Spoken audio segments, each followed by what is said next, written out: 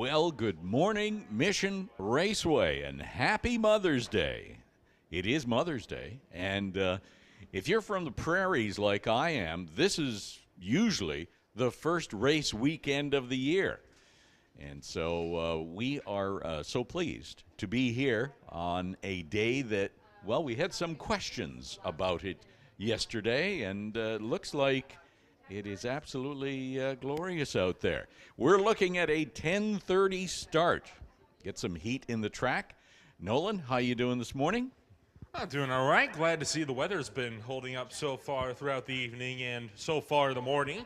There are a few clouds on the horizon, but hopefully we'll get at least a good chunk of the program done, if not all of it, of course. Yeah. I think when I kept looking at the weather this morning, everything that was bad about the weather has been going away, has been clearing away. So who knows? There's always Mother Nature to deal with, but at this point, it is absolutely wonderful out there. And so 10:30 is the start time that we are looking at, 10:30. We'll keep you all posted as far as what is happening on track and where the track preparation status is. But I see the sprayer already out on the racing surface, so that's all good news. It is absolutely good news. What'd you do for your mother?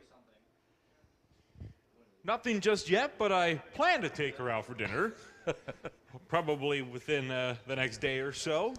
Yeah, that's our approach as well. I said to my wife this morning as I was leaving, I said, hey, I hate to be abandoning you on Mother's Day. And she said, why? This is not a big deal. We're going for lunch on Mother's Day on Tuesday. So there you go. So she's already picked out the place, and it will probably be not near as busy as it will be today. Work smart, not hard. That's right. So, as I say, 10:30, and we'll keep you posted. And obviously the run order will be, I'm guessing, the same as yesterday. We'll start with Sportsman, go to Pro, and then the Juniors, and then Super Pro, and Hot Rod, Junior Street, motorcycles, if there are some, but it doesn't look like there are, and then Super Shifter. And that will be the rotation unless they're, well, it always says schedule subject to change. So that'll be the rotation until we hear different. So we'll get back at you in a few minutes.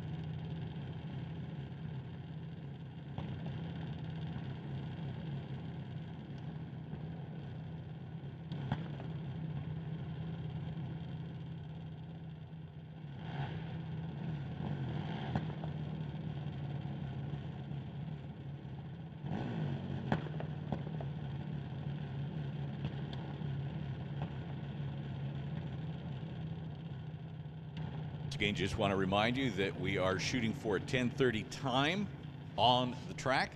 We will be monitoring the track temperature because that will be the most important factor here. The weather seems to be holding off nicely. It is an air temperature of 8 degrees out there right now, according to what I see on the screen. We're going to be starting with Sportsman, 2 qualifying hits of the day, and then we go into Eliminations. So, racers, we're certainly appreciative of the fact that you are with us here for this race number 5 in the ET Summit Racing Series. Race number 5, continue to collect points for the year, taking advantage of every race opportunity. If you're having trouble hearing the PA, I did have a chance to wander through the pits the other day and managed to hear the announcer on all of the speakers, so it does appear that all of the speakers are working. But if you are having trouble hearing us over the PA, you can certainly tune us in on the FM band 92.7. 92.7 is where you'll find us on the FM band, so that should eliminate any dead spots in the pit area. Once again, we're going to be starting with Sportsman, and we will go into Bubba Speed Shop Super Pro, or Pro Bracket rather, and then Junior Thunder and Lightning, and then we'll go into Image Motorsports Super Pro, followed by Hot Rod, Junior Street, and Super Shifter. That will be the rotation order, and we'll be calling you to the lanes momentarily. So hang in there.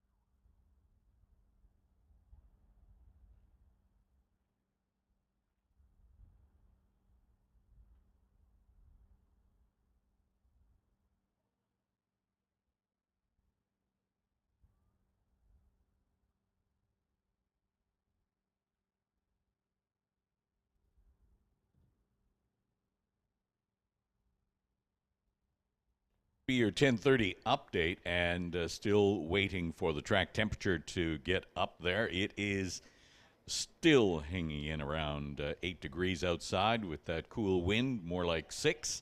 So we have not yet made the decision to call cars to the lanes, but it will be happening shortly.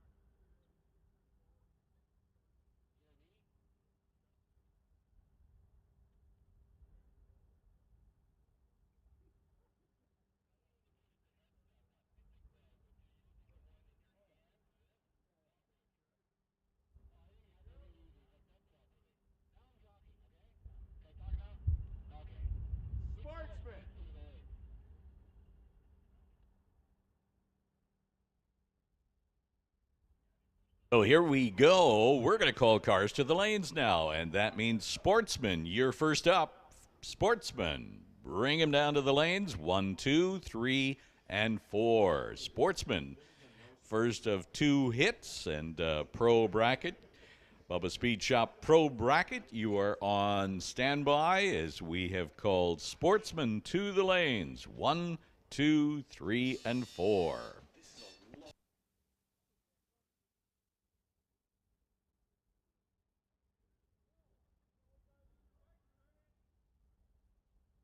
If for any reason you have not heard the run order through the PA system, well, you can certainly check. The run order is posted on the board at the base of the tower where the ladders are typically posted, so it is there. And once again, a reminder that you can hear us on 92.7 on the FM band if the PA is not working to your satisfaction. Although, as I said, last race when Nolan was up here in the tower talking away, I ventured all the way down to the end of the pits, and I could hear you everywhere. So that's a good sign.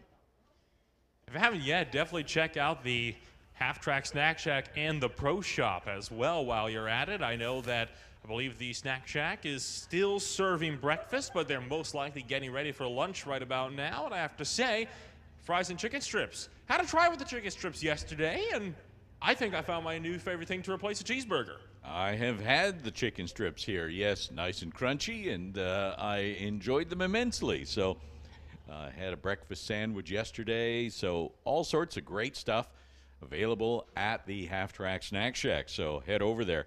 And if the Pro Shop is open, check out all the latest apparel and headgear, jackets, hoodies, die-cast cars, stickers, pins, glassware. There are some surprising gifts in the Pro Shop, so check it out. Even sunscreen, bug spray, and earplugs.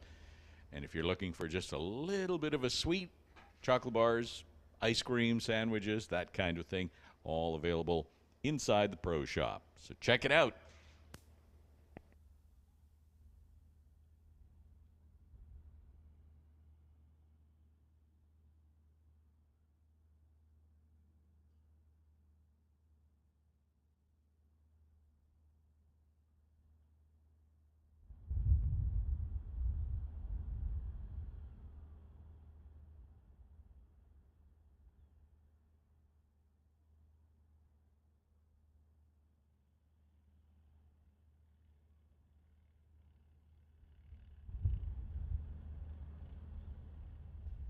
Just a little bit of housekeeping for all of you racers. I know that many of you purchased a tech card for Saturday, one race. We do need you to have purchased a second tech card for Sunday.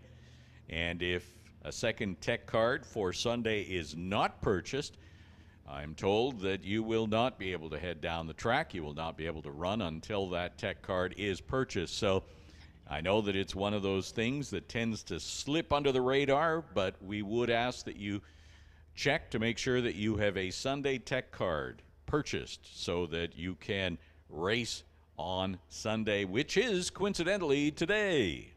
So once again, Sportsman, we need you to the lanes. We need you in lanes 1, 2, 3, and 4.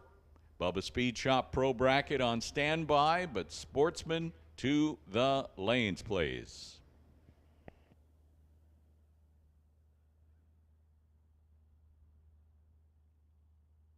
You know, the wonderful thing about having a lower car count is that we can bring more people up to the lanes. So I'm going to call Pro Bracket. Bubba Speed Shop Pro Bracket, I need you into the lanes as well. I'll get you to file in right behind Sportsman in 3, 4, 5, and 6. So Bubba Speed Shop Pro Bracket. Need you in the lanes now as well. Sportsman, you should be there, but Pro Bracket, bring them up. Lanes 3, 4, 5, and 6.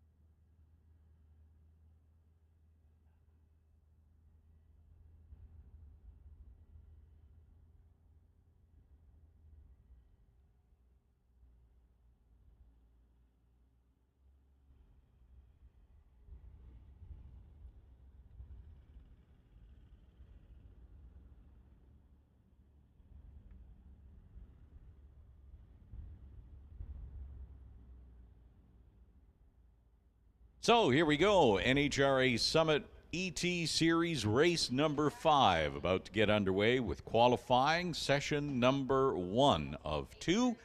And we'll kick things off with Sportsman for the category in 2021. Your champions are Randy Hermson in 3rd place, Jim Mantle 2nd, and your Sportsman champion Carson Barlow, who drives that orange C10.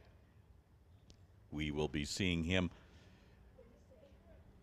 during this session, I am sure. So we will kick things off with Steve Baskerville and Gary Fawcett. Baskerville from West Vancouver, over here on the tower side in the 2016 Golf, and Gary Fawcett from Burnaby in the 66 Plymouth.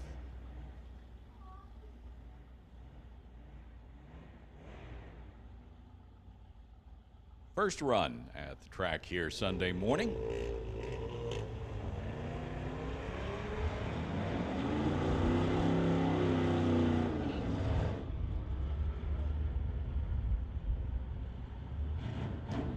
Baskerville runs through with a 1278, 110 miles an hour.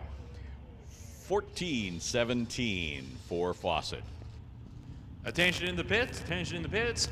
Peden Industries, Junior Dragsters, we need you in the staging lanes. Peden Industries, Junior Dragsters, please make your way on down to the staging lanes. We're going to get Thunder in lane 1, Lightning in lane 2.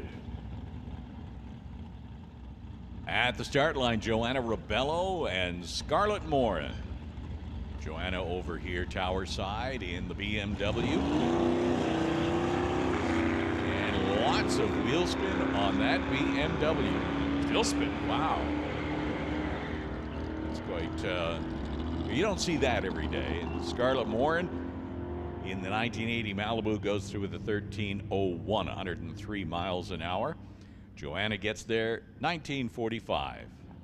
Those were spinning up all the way out to the 335. I don't think I've ever really seen that on a streetcar before. Yeah, that was unusual to say the least. So That's Randy pretty Hermson here, not in his big black Oldsmobile. No, giving some love to the American Motors product, AMC.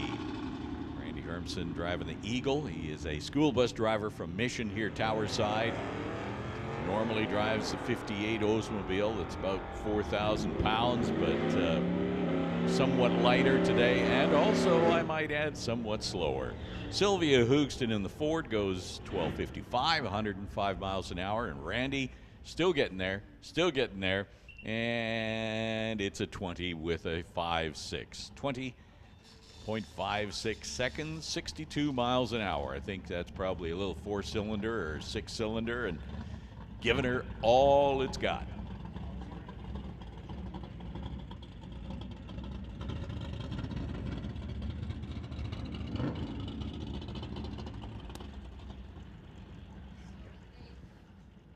So Emma Sidden, the racer out of Lake County and the Tops Auto Repair Dodge Dakota, going to be making the first run down the track in the pickup truck for today, going up against Eric Hansen out of North Vancouver in the Plymouth.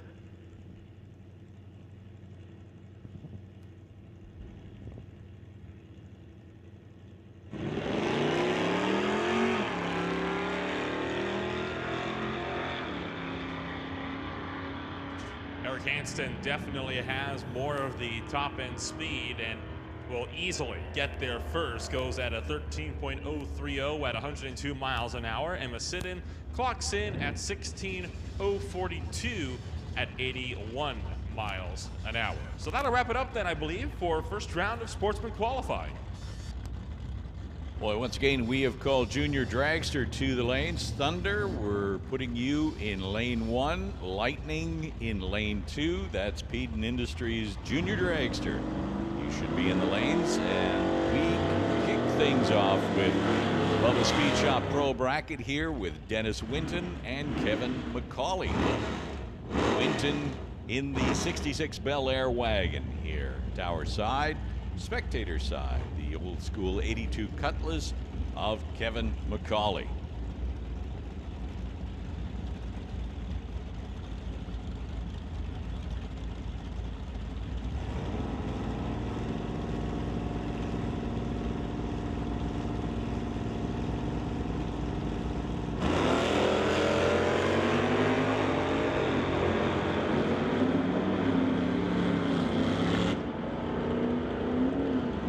So Dennis and Kevin head down track, and it'll be 11:86 for the station wagon. Dennis Winton, 111 miles an hour. Kevin McCauley goes 11:87. So pretty close at the top end.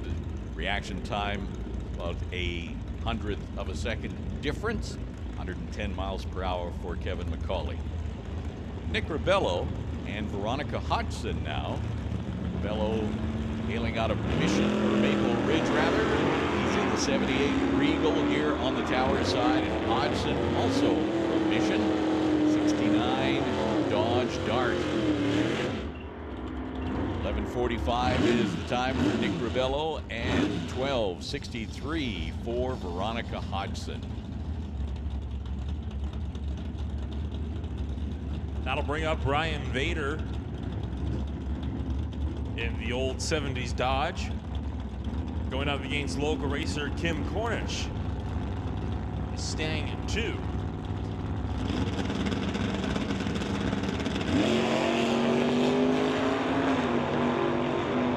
Vader goes red by just 5 thou, but red light's not something you need to worry about in qualifying.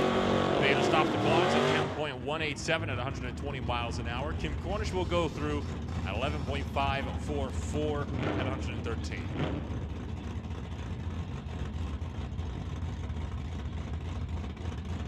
Dave Jung now from Surrey in the 96 Camaro. On the Lordco side, it is Heather Horno. 2003 Sonoma. Sponsored by Brady Electrical Contracting in Chilliwack. So Heather driving the pickup. Dave Jung Camaro. NHRA class car. You can tell by the number of contingency stickers on that vehicle. Jung goes 10.95 with a 719 miles an hour. Heather in the pickup 11.61, 113 as we continue in Bubba's Speed Shop Pro Bracket.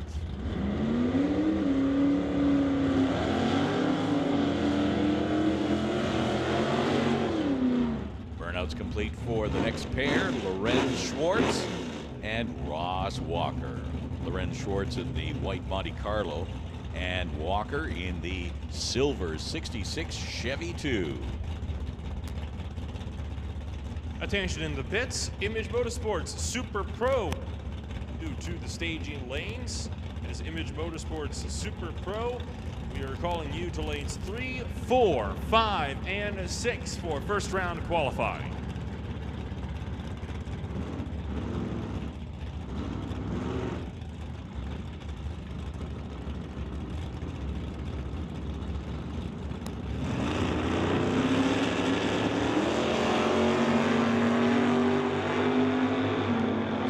Walker and Lorenz Schwartz head down track for their first qualifying pass of the morning. 10:17 for the Chevy 2 at 128 miles an hour on the Lordco side. 10:14 for Schwartz on the TCS lane, 132 miles an hour. And that is going to almost do it for Pro Bracket. I see Craig Johnson rolling under the bridge.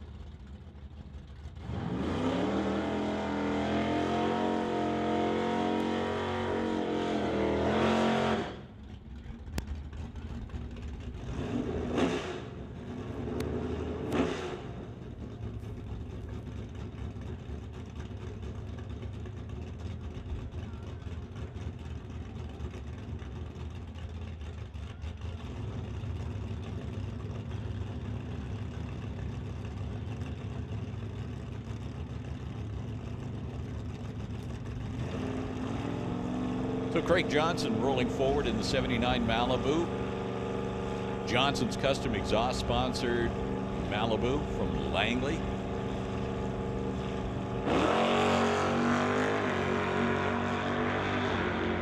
Craig's got 6 championships under his belt, and there's a good reason for that as he runs consistently. That's 1074 to 120 miles an hour for his first pass. And here we go with yesterday's final. Jim Benke and Chris Stone, who managed to work their way in the staging lanes to always meet up towards the end of the qualifying session. Jim Benke in the Barracuda, Stone in the Dodge Dart. Both drivers from Mission, staged and ready to go. Wow. You can see on the reader board, Jim Benke, perfect reaction time, trip, zip, give that man a bag of donuts. Jim Benke goes 10:09 with a 3. Chris Stone goes 10:09 with a 4. So, boy, reaction time for Stone, no slouch either, 16. But Jim Benke, trip, zip, 10:09 with a 3 to close out Bubba Speed Shop Pro bracket. So, Benke definitely had his Wheaties today as he's sharp on the tree, and Stone right behind him. Jim Benke's been knocking down trees all season long so far, and every time he's been up, he's been trying to do one better. And I don't think you can really go much better than that, though. I don't think so. I don't see how. Trip, zip. Guess that might be his first one of the season, and he's hoping not his last. What about a quadruple zip? Is that a thing? Boy, that might be in the system. Doesn't quite roll off the tongue, does it? No, it does not. So junior dragsters. Next up, Peden Industries junior dragsters, and we have called Image Motorsports Super Pro to the lanes 3, 4, 5, and 6. So Super Pro, you should be in the lanes, and that means Hot Rod, you're on standby.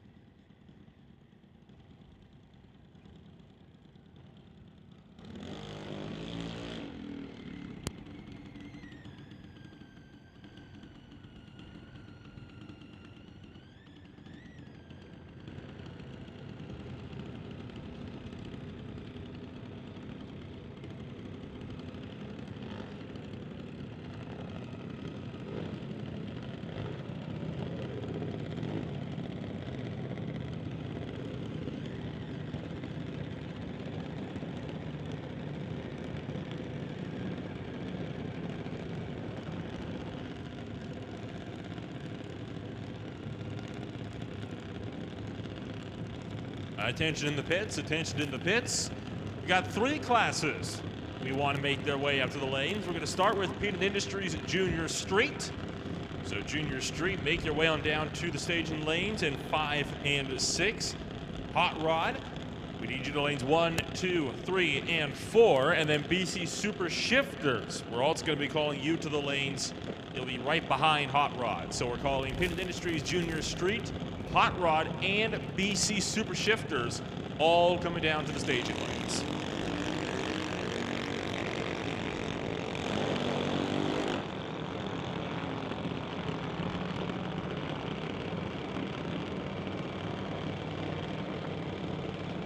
So Candice Rodriguez goes 12:03 at the 8th, 12:17 for Hunter Gallant. That's the first pair of Junior Thunder. As they head down track, Junior Thunder, ages 5 to 12 years of age, in the junior dragster category. We had 17 cars here yesterday, and I'm guessing that we have all of them back for a repeat performance here on Sunday. Good, strong field, junior dragsters. Love to see that.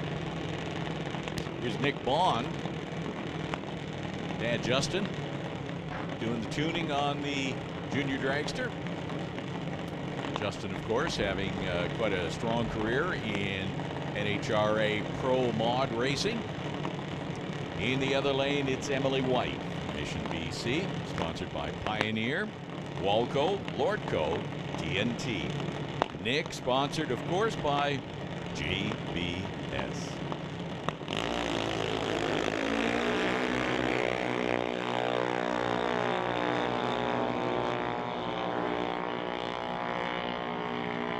.893 for Nick Bond, 73 miles an hour. He turned on the red light, but that's okay for qualifying. Just trying to get a good light. Emily White goes 9:06, 71 miles an hour. That brings up our next pair, which is April Bond over on the Lordco side and Alex Green in, you guessed it, the green junior dragster. It's really hard to mistake Alex Green's car, isn't it? I mean, before, if you're up at the ET track, you have to usually wait for somebody to tell you what number the dragster is because it's being towed behind them. Now all you got to do is look for green, and you'll immediately know the number. That's not only green, that's a real bright green. I like that. That's not chartreuse or anything. That's traffic light green. That's right.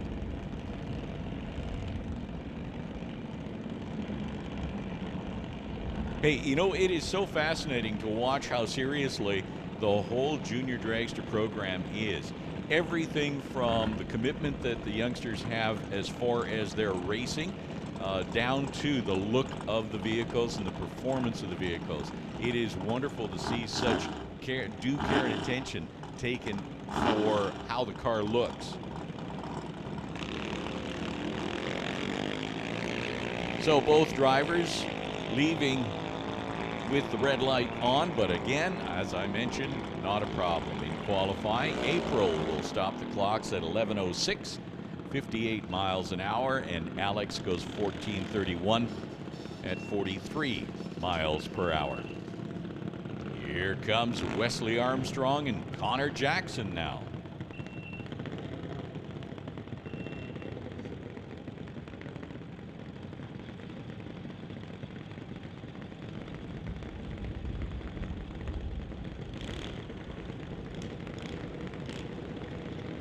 Wesley from Chilliwack, sponsored by BD Diesel. Again, a wonderfully painted, not only junior dragster, but look at the tow vehicle, the golf cart painted to match.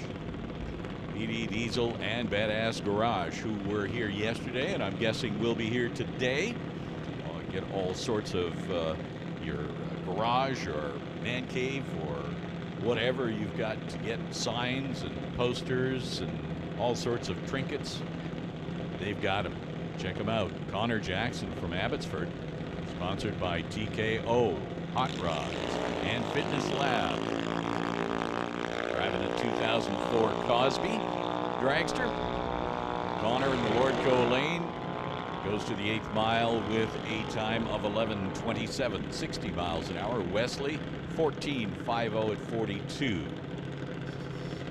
So the younger the driver, the slower the vehicle is set up to perform, and that's usually giveaway as to the age. You can start racing in Junior Thunder at 5 years of age, so obviously you don't want someone who's 5 years of age heading out there at 80 miles an hour. That might be a thrill, but might also be dangerous. So those drivers are usually clocking in around 14, 13 seconds and 40, 50 miles an hour, which at 3 inches off the track is plenty fast. Adam Katnick in the Lordco lane heading down track. Great reaction time. Ashton Katnick in the other lane. Distracted a little bit. Adam gets there with a 9:04.73, and Ashton a 14:25 at 45 miles an hour.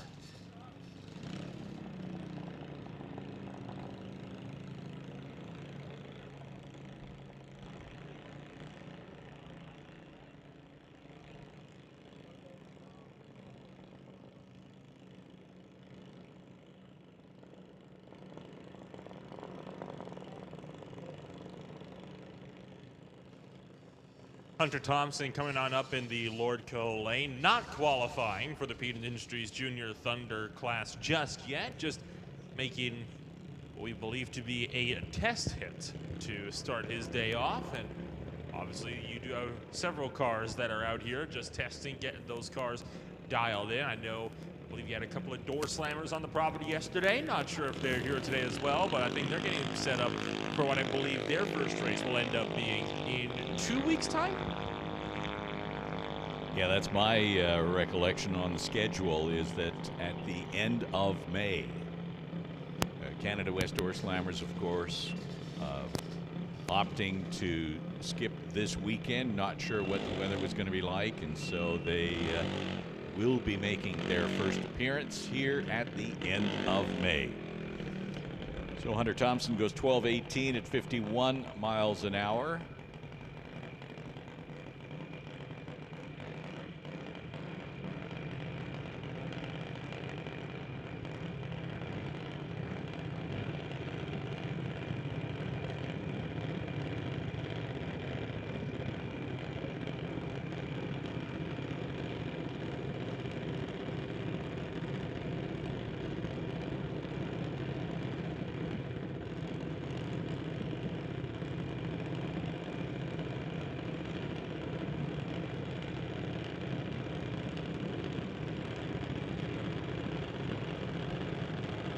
Once again, we have called all remaining classes to the lanes. We have got Super Pro coming in 3, 4, 5, and 6. Hot Rod, we've called you 1, 2, 3, and 4. Junior Street, lane 5 and 6. And Super Shifter, we've got you in lanes 1 and 2.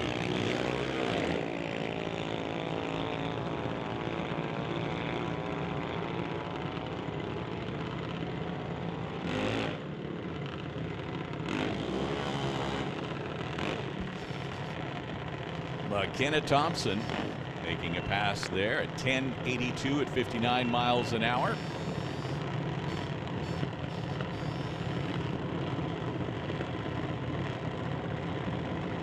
And it strikes me by the sound of these junior dragsters, we're now in the lightning category. Edie Stanley over here, tower side.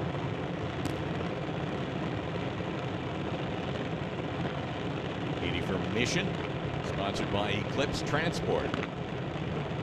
Racing a 2007 Creative Chassis Junior Dragster. Abigail White in the other lane from Mission. Abigail in the blue dragster, sponsored by Pioneer, Lordco, and Walco.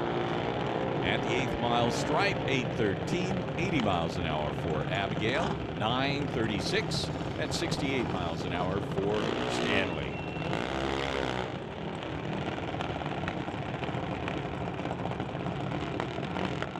MCL getting young out of Qualicum Beach for Big Kids Racing. Going up against Colton Morin for Moore Motorsports. Colton racing locally out of Mission.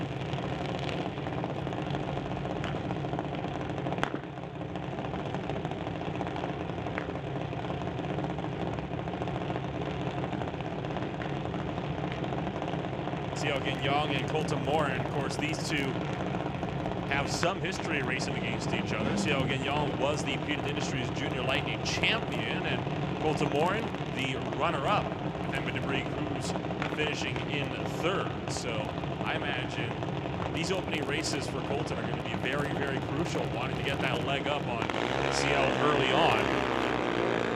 It's so close to the trim zip as well for Colton Morin, just 001 red on the tree, so a solid start. Definitely, I would say, while it might be red light, it's a good foundation to build off of. If you're not pushing to get a red light once in a while, you're not pushing too hard, is what they say. So yeah, 1,000, one tiny thousandth of a second away from a green light or a trip zip. So Colton, yeah, pushing the tree, just seeing how good his reaction time is in the morning. 8:05, 80 miles an hour for Colton. CL once again 8:08. So a couple of evenly matched junior dragster racers there. CL and Colton, 1st and 2nd from 2021. And that brings up Lincoln Shirk. Lincoln not racing yesterday. And on the other lane, Lexi Winterbottom. So we see Lincoln's car getting assist as he lost fire, refired, set to go. Lincoln from Langley, part of the Titanium Auto Group. Brad Tork, JBS Systems sponsorship. Lexi from Langley runs at 8:62 at 74 miles an hour.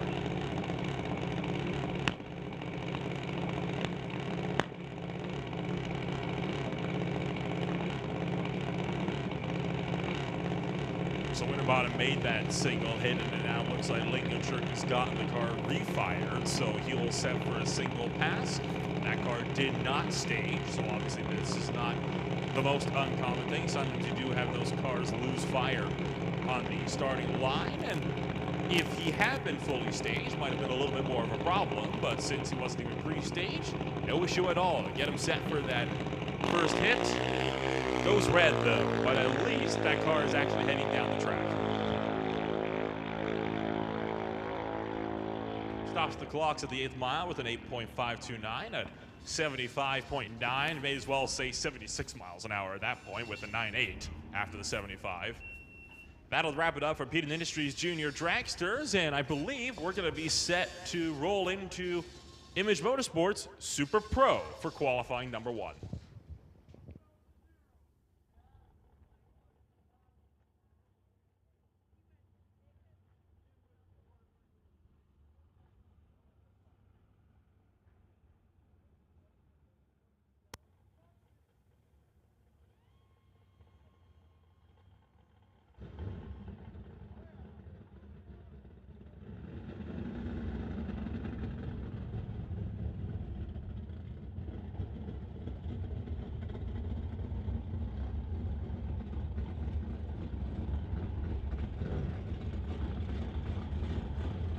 First pairing up in Image Motorsports Super Pro, Peter Lucanis in his Transporters Logistics 1963 Corvette from Whitlam, and a little bit further towards the ocean is Rick McKinney racing out of Richmond in the RJL Farms 96 Camaro.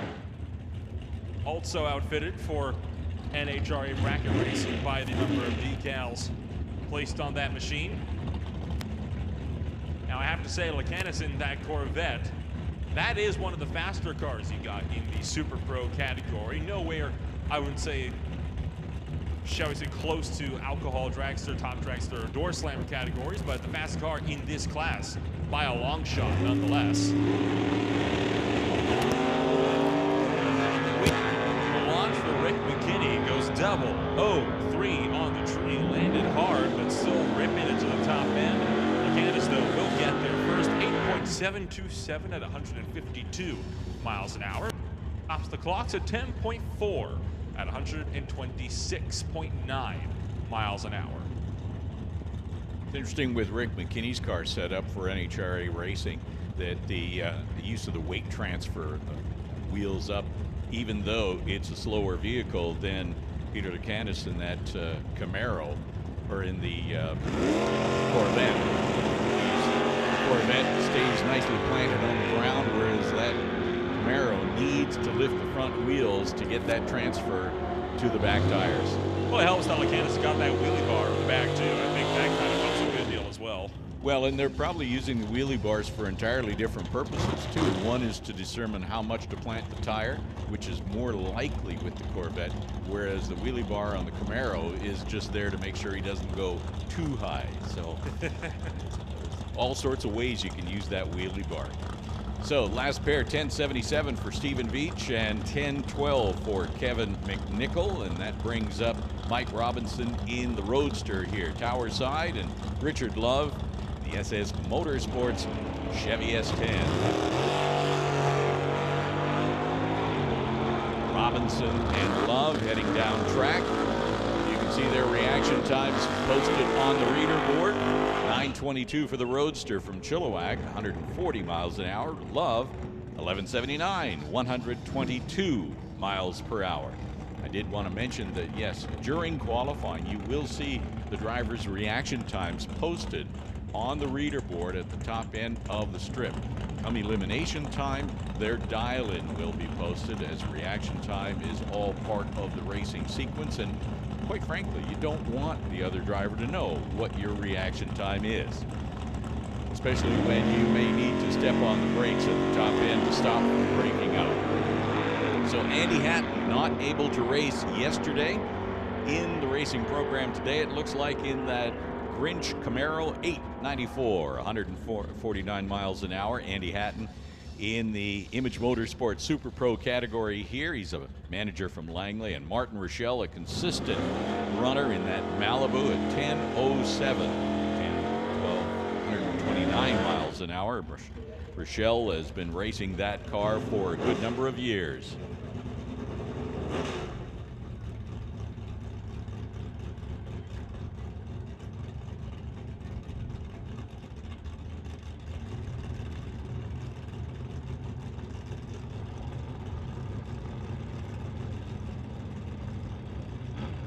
So Craig Johnson will be rounding out the Image Motorsports Super Pro category.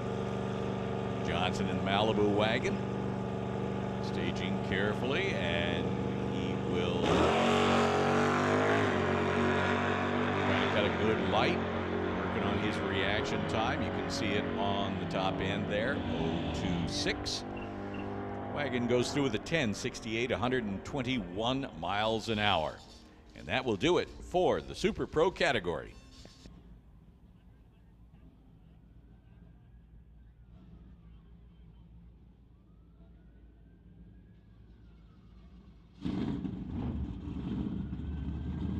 So far this weekend, Bo Dickey, the only driver running in the junior street category, class designed to get young people, be younger than driving age, onto the drag strip in a safe environment.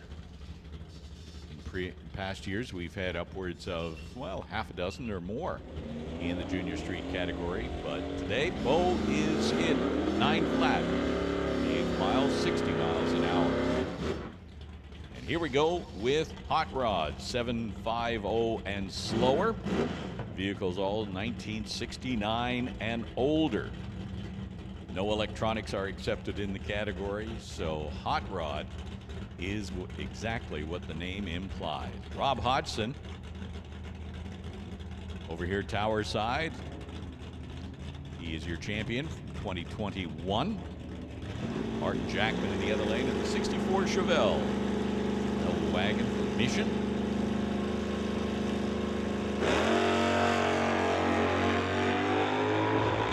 Hodgson pushing the tree and then pulling over. And stopping at the 8th. So we'll have to get the safety crew down there to take a look. It doesn't look like there's anything on the track, but he's definitely not sitting level anymore. So maybe a suspension issue or something. I don't think he had a tire go flat, do you? Or maybe it's possible. Well, he is out of the car and is looking at something underneath the vehicle. You can see that down there. So we got the crew heading out to check it out.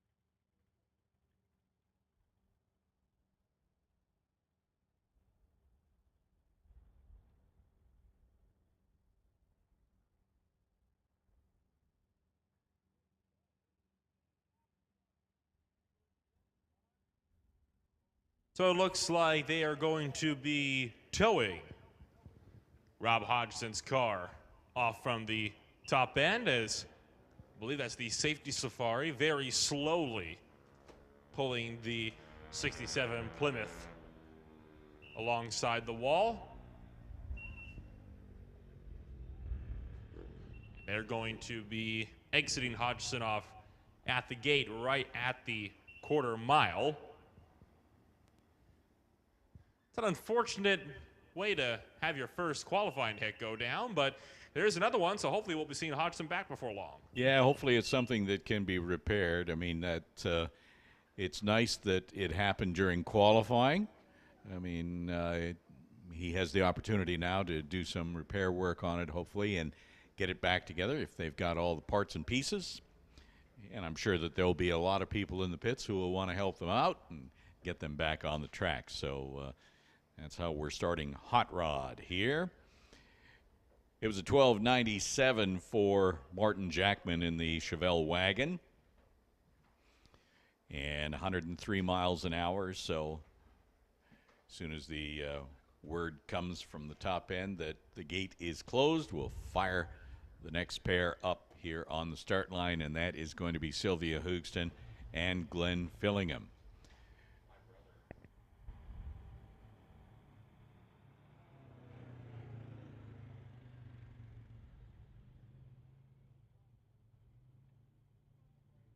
Fillingham driving one of two American Motors products here. Whoa, sideways burnout. Interesting. And Sylvia Hoogston in the Mustang. So Fillingham from Coquitlam in the 1968 AMX. Not a vehicle that you see very many of these days. Sylvia in the 66 Ford Mustang. Beautifully preserved and presented. That is a car that you will see more of, certainly than the AMX. Sylvia from Maple Ridge, where she is a property manager. They head down track now on their first pass of the morning.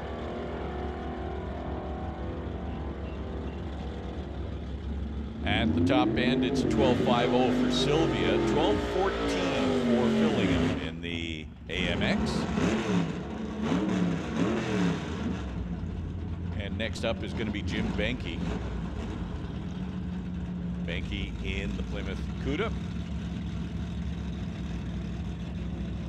As we continue in Hot Rod. In the lane, Martin Dykstra, 27 Ford T Roadster from Hope.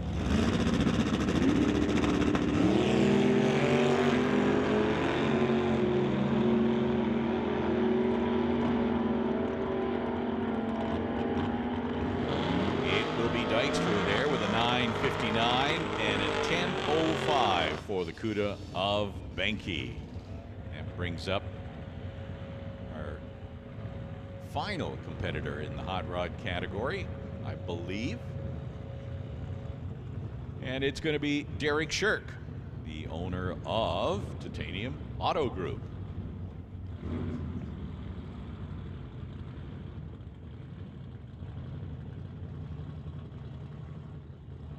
Derek has a number of vehicles, including a very swoopy purple Camaro that runs in Door Slammer and even, I think, Pro Mod sometimes.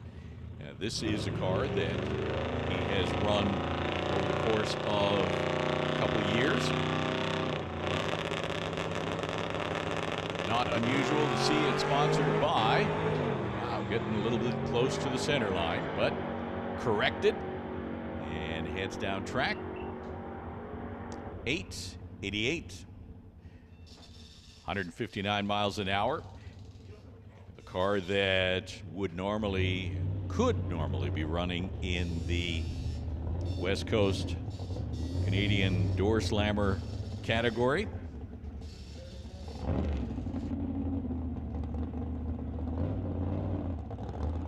Attention in the pits, Sportsman. We are going to call you back up to the lane. Sportsman for your second qualifying pass. Sportsman, bring them up to lanes 1, 2, 3, and 4. As we head into the super shifter category now.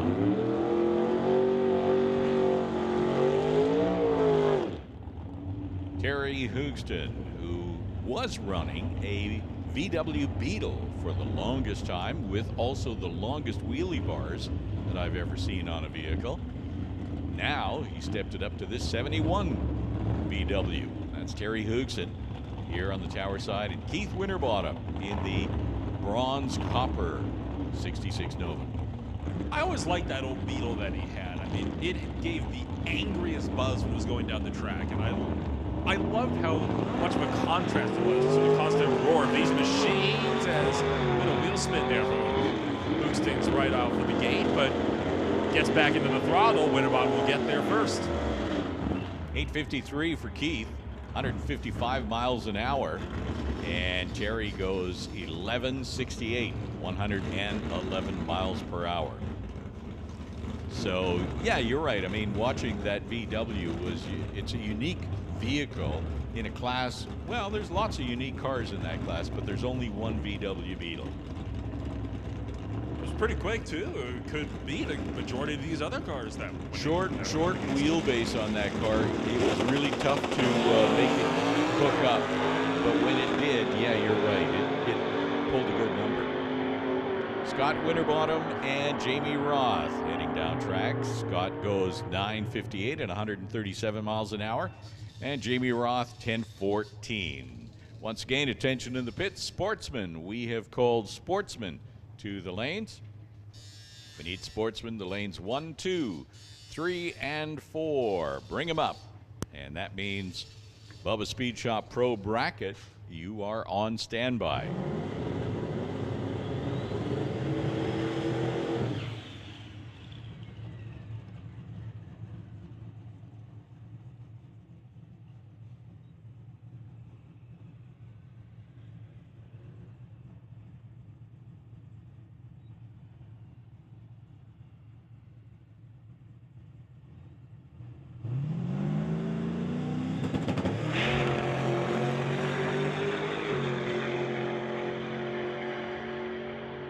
Ashton Katnick making a test pass. 881 at 116 miles per hour.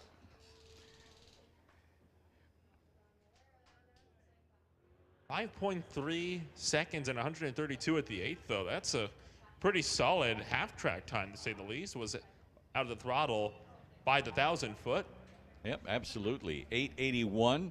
Do a little bit of tuning on that. The threshold for Canada West door slammers is 870 or better, so that's the time that you need to run in that category. So I'm sure that with a little bit of tuning, that car would have no problem getting into that category, if that's the final destination. There are a few cars in that class that can run sometimes as quick as a 660, from what I've seen. Yeah, there have been a few. Kerry Stone, will be one that will be well into the sixes on a good pass. John DeYoung. John DeYoung, yep, on his new Camaro. Frequent #1 qualifier, too. Yep. So we're looking forward to seeing the Canada West Door Slammers out here for their first race at the end of May.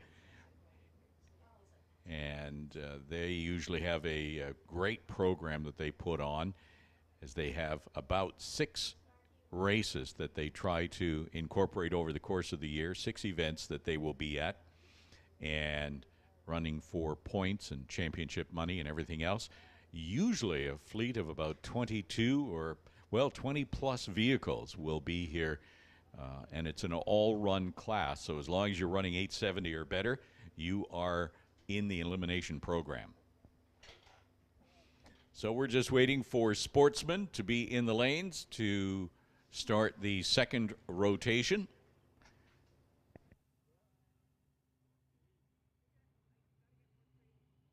Let's make the call for Bubba Speed Shop Pro Bracket to head to the staging lanes now as well. Sportsman, you should be there in 1, 2, 3, and 4.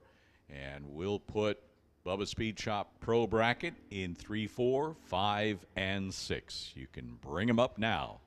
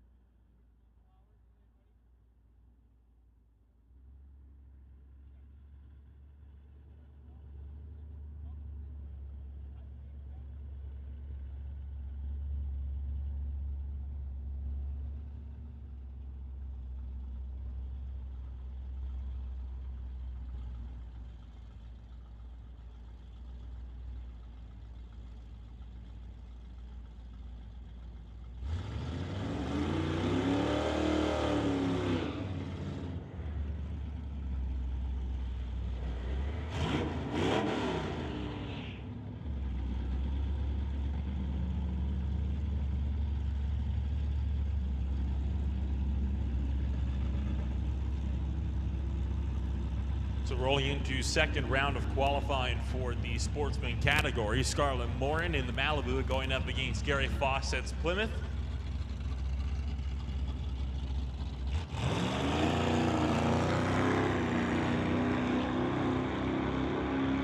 Both cars making their way down the racetrack towards the quarter. Scarlett Morin will get there first, 13.021 at 104 miles an hour. Gary Fawcett clocks in a 14th second time at 95, so actually almost about a perfect second off. We've made the call for a Bubba Speed Shop Pro bracket to come back to the stage lanes for round 2 of qualifying. We're also going to make the call for Peden Industries Junior Dragsters to return to the staging lanes as well. Peden Industries Junior Dragsters, we need you to the staging lanes. We'll get Thunder in 1, Lightning in 2. Joanna Rebello and Emma Sidham both go red on the tree. This time, though, that BMW 330 having a much better time getting off the line. Yeah, if you're going to go red, you may want to you want to do it during qualifying, right? Not during eliminations. During qualifying, you're okay. Rebello goes 1597 at 87 miles an hour. Sidden, 1589 at 82 miles an hour. Sylvia Hoogston, the Mustang here, tower side. Randy Hermson in the Eagle.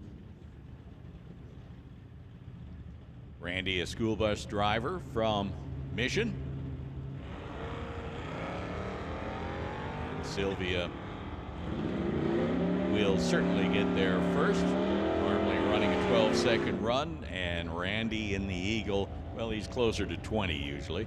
12:57, 106 miles an hour for Sylvia.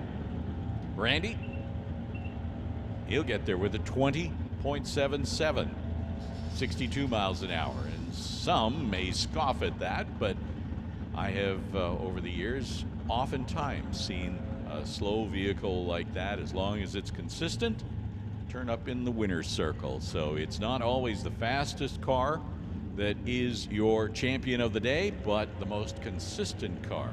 Consistent in terms of reaction time and consistent in terms of dial-in, running as close as possible. Dial-in you have written on your windshield. Heading down track now, Steve Baskerville in the 2016 Golf and Eric Hansen in the Plymouth. The Golf goes 12:18, 112 miles an hour, 13:01 for Hansen. In the Lordco lane, 101 miles per hour.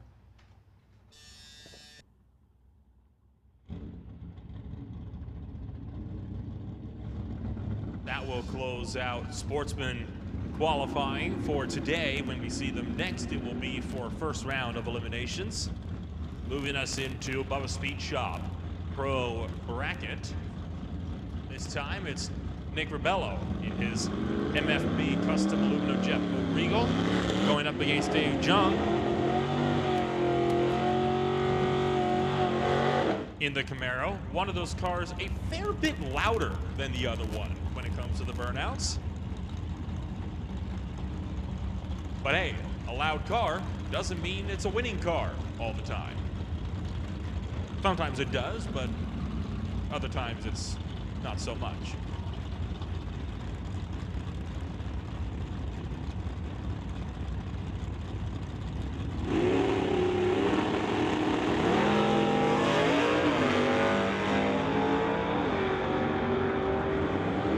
Red on the tree for Nick Rebello, Dave Jung. Get there first, but Rebello not too far behind. Dave Jung clocks in at 10.9 in the Lordco lane at 120 miles an hour. The TCS lane holds Rebello's 11.3 at 116. That will bring up Kevin McCulley in the old school Cutlass and Dennis Winton in that Shaggy Bel Air. They were going up against each other in the first round of qualifying, but if I'm not mistaken, it was Winton in the TCS lane the last time they were up, so swapping things around. I think all drivers, when you have two qualifying sessions, they're going to wind up in the other lane so that they have the opportunity to see how their car performs in each of the lanes. Wyndon goes 1181, 112 miles an hour. McCauley, 1175, 112 miles an hour as well. Veronica Hodgson now rolling forward.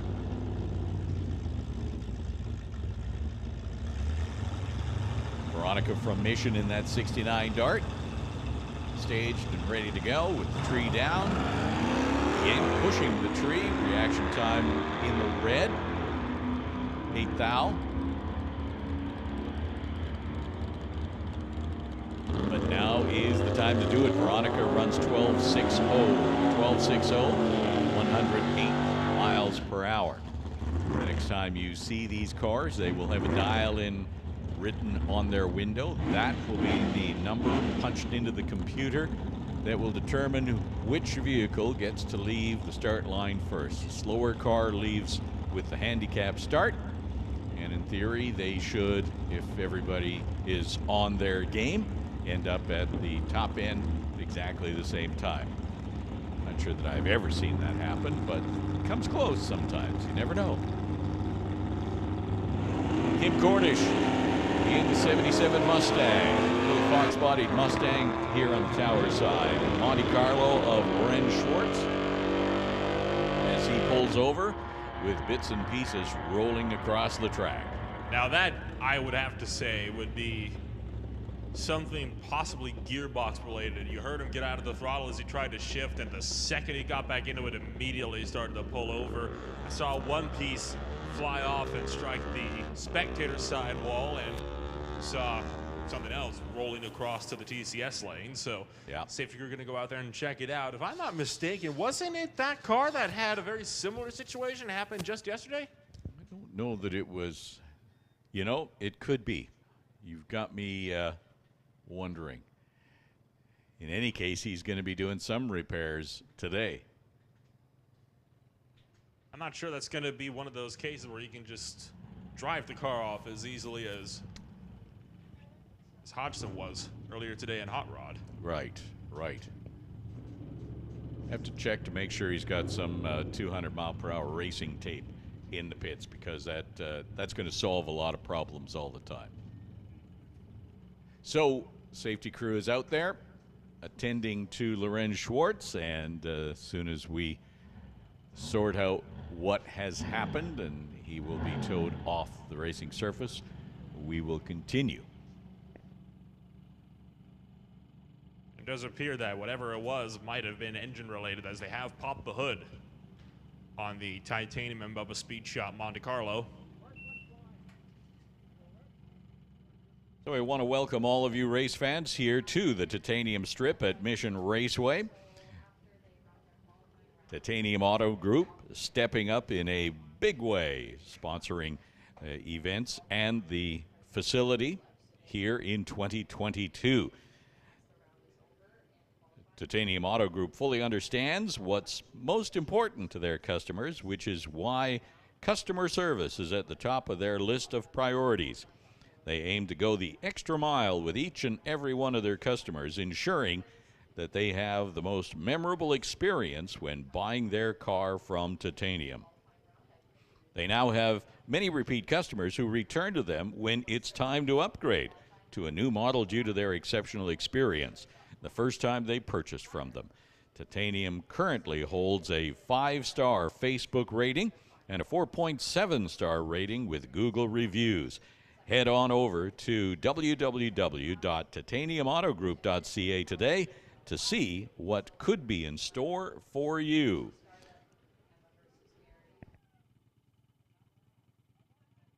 I want to also thank all of the people that might be joining us from the online world, watching us on the YouTube stream at MRP Lordco TV. Obviously, sometimes not everybody's able to join us, quite often due to distance. And I saw we have one person watching from Seattle. Our friend from Poland was back once again.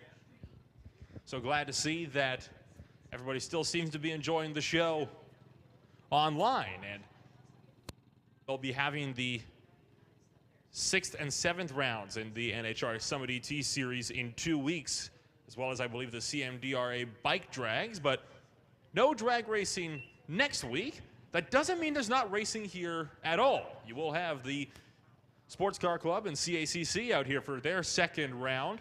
Doubleheader Saturdays and Sundays over on the Speed Fanatics road course, which utilizes the shutdown zone as its start-finish straight, and that will be racing from about 9 in the morning till 4 or 5 in the afternoon. So if road course racing is your thing, make your way on down there. I can tell you right now, I got some pretty sweet cars on there as well. You can get from slower cars like Formula Vs. I know you get a few vintage cars. There was a Porsche 911 from the 50s that was out racing a couple of weeks ago. You got some stock cars out there. There was a Lamborghini Huracan that was out there as well, and a Gallardo. Good old Porsche Cayman GT4 was also out to play. So you can get some pretty serious toys out there that you won't find racing on the drag strip too often. Yeah, Mission Raceway, a full facility for all sorts of racing that is not just drag racing, that's for sure, and lots of great racing in those other categories.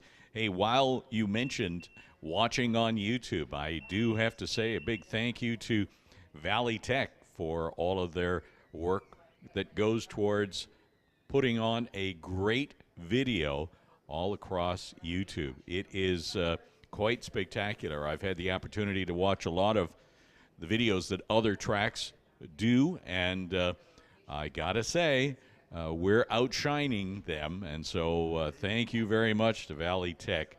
And if you haven't had the opportunity to check us out online on the live stream, please do so. All the timing is there, all the names and everything else, temperatures, time. I mean, it's a wonderful interface that you get to see all the action with automatic multiple cameras, so well worth it. I mean, here today, we're watching the NHRA Summit ET Series race number 5, and so this is a program of 15 races that will run over the course of 2022, part of the Summit ET Racing Series, an event that's contested across North America. It's actually the world's largest motorsports program with about 80,000 competitors. Bracket racing format allows all kinds of vehicles to compete against each other, everything from motorcycles to dragsters. What happens is each race, racers will be collecting points, and then the top runners will end up going to the Divisional Summit Racing Series final, and then the winners from that event wind up going to the NHRA Summit Racing National Championship, and that takes place at Auto Club NHRA Finals in Pomona, California. So the points are serious. They are working very hard to get into the points program. And so when we talk about track champions from 2021, those are your point leaders, and we congratulate all of the racers and the teams for the hard work that they put into achieving the accomplishments and the points that help also represent Mission Raceway at those other tracks and events. Looks like the track is clear. Loren Schwartz is back in the pits and will be attending to his Monte Carlo, and we continue on with Pro Bracket qualifying. Bubba Speed Shop Pro Bracket. So it'll be Heather Hornall in the 2003 Brady Electrical Contracting Sonoma going up against Brian Vader. The old 72 Dodge.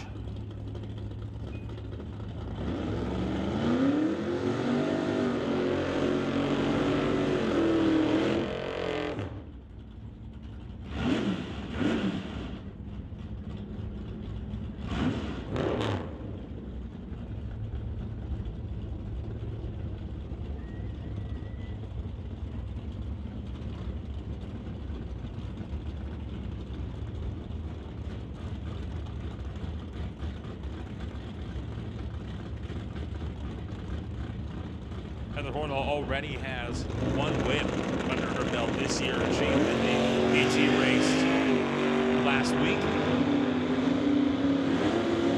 Goes red though for second round of qualifying. Brian will get their first 10.041, 132 miles an hour. Heather Hornall will stop the clocks 11.627 at 115 miles an hour.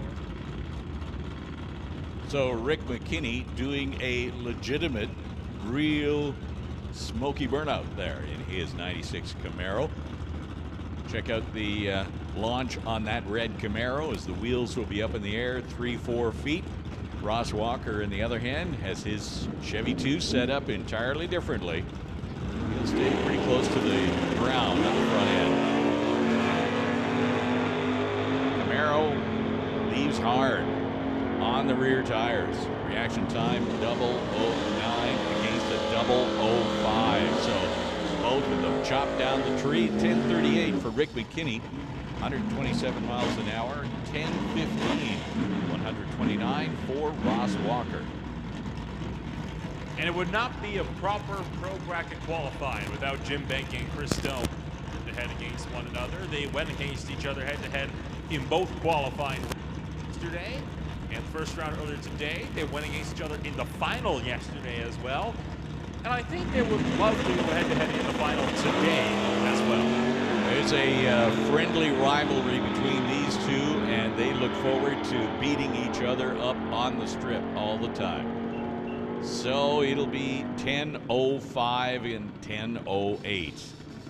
Benke goes 10:05 with a 132 miles an hour, and Stone 10:08 with 130 miles an hour.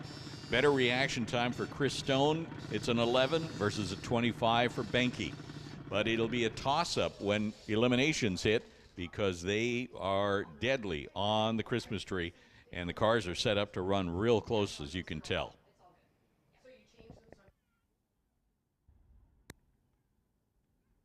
So that will do it for Bubba Speed Shop Pro Bracket. We have got Peden Industries Junior Dragsters going to be next coming up, and then that will be followed by Image Motorsports Super Pro, and then we're going to probably call to the lanes pretty quickly here. Image Motorsports Super Pro in 3, 4, 5, and 6. Hot Rod 1, 2, 3, and 4. You should be on standby as we get junior dragsters running down the track. We'll be calling you to the lanes.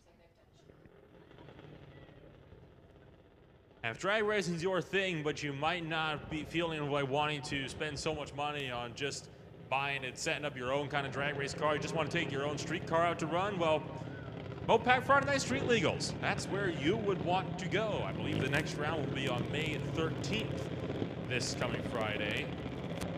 Friday Night Street Legals. You can take your own street car, run it for a few hours up and down the Titanium Strip. It's by far one of the more popular weekly events we can get out here, and I have to say, it gets pretty cool cars out there too.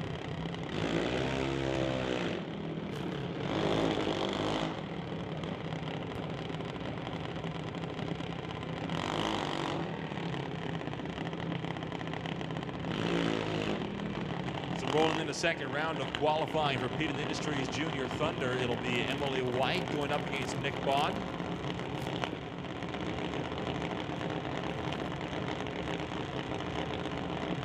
Both juniors racing locally from Mission.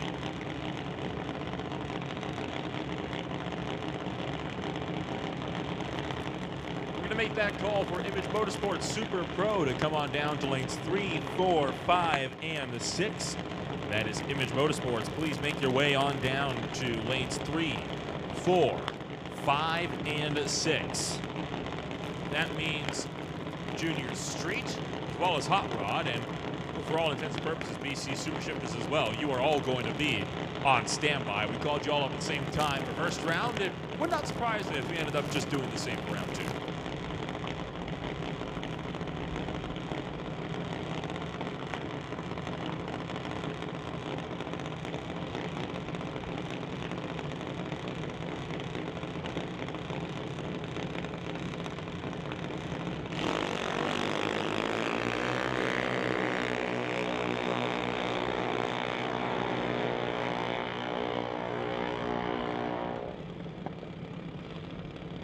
So Nick Bond runs 8:86 at 73 miles an hour on the Lordco side. Emily White 9:66, 59 miles an hour. First pair of Junior Thunder.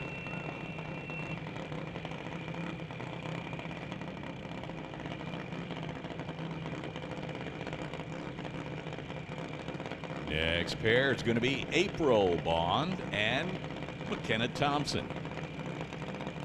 April is over on the Lordco side of the racetrack, and McKenna here on the Tower side in the black dragster.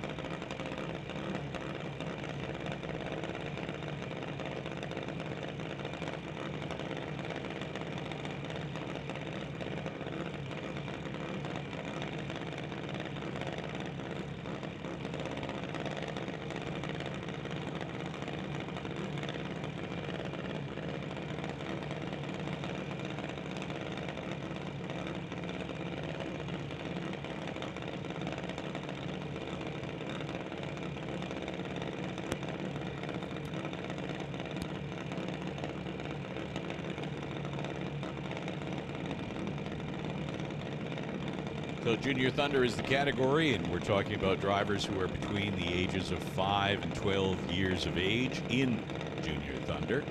After that, you move up into the Lightning category, which is the quicker of the two. In Thunder, cars are going to be running anywhere from 14 to 8 seconds, depending on the age of the driver. So April runs through with an 11:02 at 59 miles an hour, and McKenna 10:81 at 60 miles an hour. So similar mile per hour, although their ETs substantially different. Hunter Gallant now in the water box with his newly repainted Junior Dragster. Claims courtesy of Darrell Tippy and Daniel Rodriguez.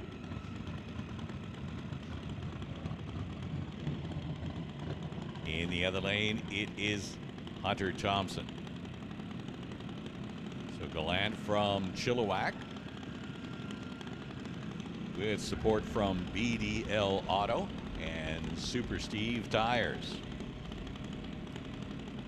BMW chassis Junior Dragster. Black with green flames over here on the Tower side. And Hunter Thompson in the black dragster with support from JBS.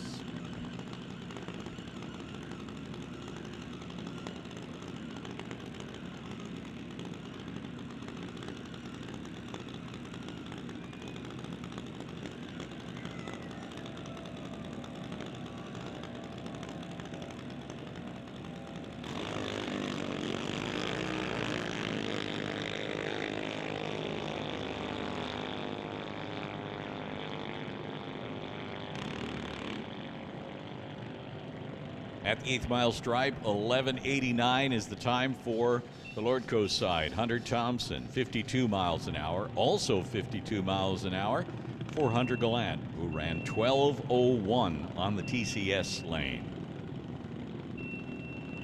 Alex Green now rolling forward into the stage beams.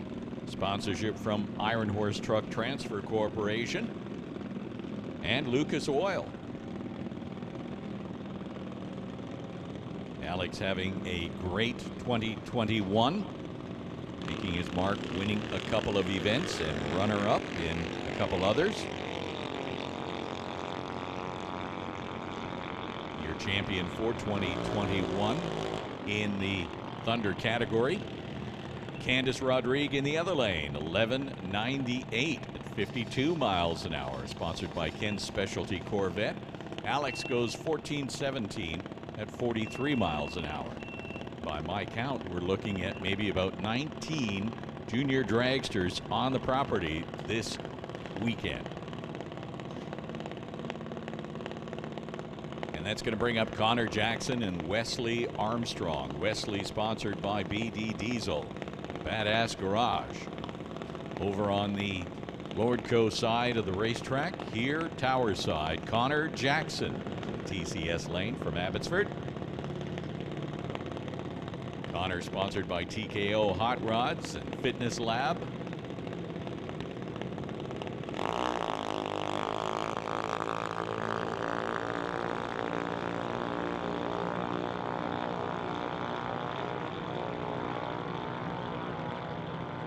Connor will get there first, 11:40, 60 miles an hour, 14:20 for Wesley at 43 miles an hour.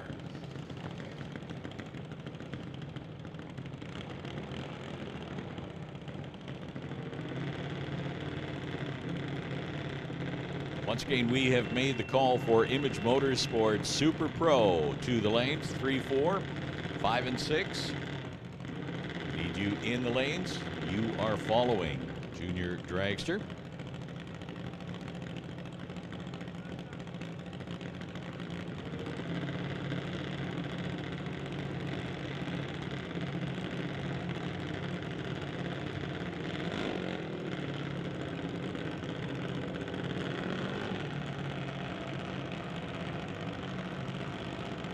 So the Katnick family are sporting 3 junior dragster racers here this weekend. This one is Ashton on the TCS side and Adam over on the Lordco side. Adam Katnick from Maple Ridge, as is Ashton, of course.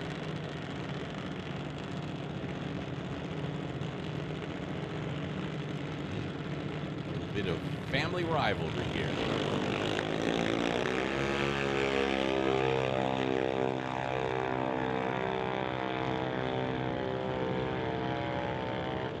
.903 is the time for Adam Katnick, 74 miles an hour. Ashton, 14:22, 45 miles an hour. And once again, you can tell in general terms the age of the drivers by the times and the speeds that they are turning.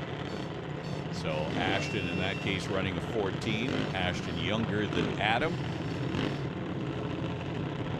Thunder for ages 5 to 12. As you get closer to that 12 years of age, you are allowed to run quicker. After 12, you go into the lightning category. And that's where we're at right now. 13 and up, 13 to 16. Dee Dee Stanley from Mission, here Tower side, in 2007 Creative Junior Dragsters, presented by Eclipse Transport. And Abigail White from Mission, sponsored by Pioneer, Lordco, and Walco.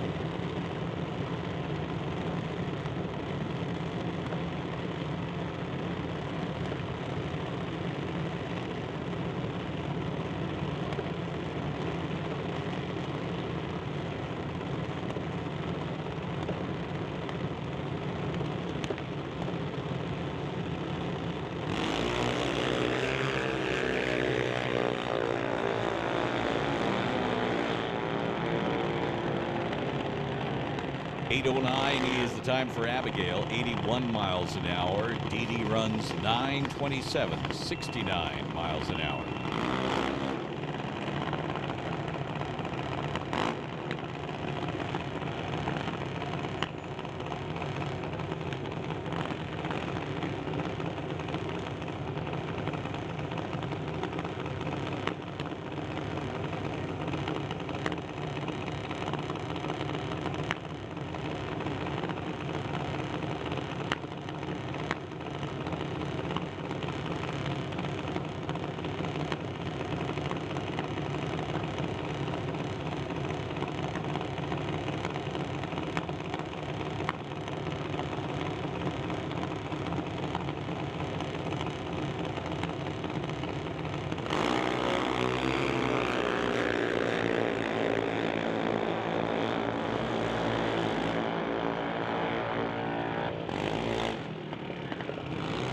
So attention in the pits, attention in the pits. We're going to make the call to the lanes for Junior Street.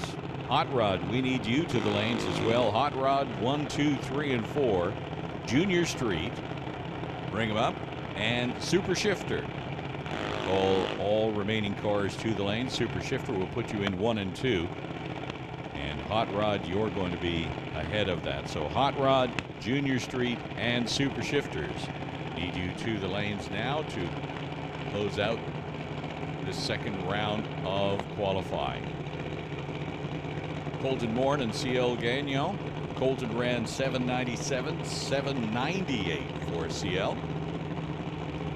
As Lincoln Shirk and Lexi Winterbottom now make their second pass of the morning. Both drivers from Langley.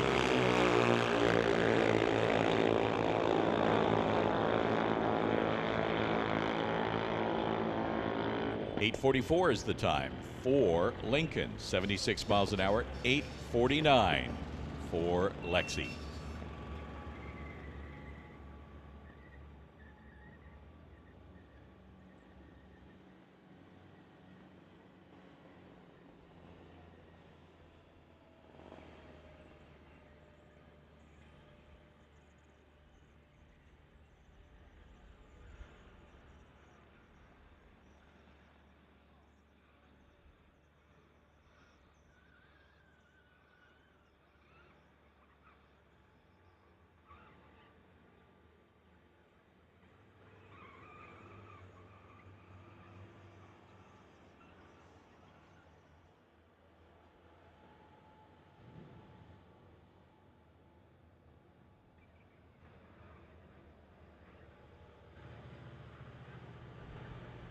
So I was just handed a note here. If you are following Mission Raceway's Facebook page, there will be more information. But on May 21st, as a memorial with the Poots family who lost their son tragically, we are looking for individuals to wear their Carhartt apparel, which was popular in the Poots family.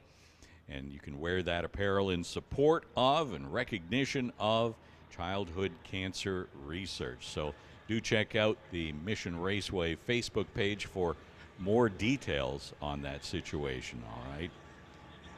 You can show your support for the Poots family by wearing your Carhartt apparel on May 21st.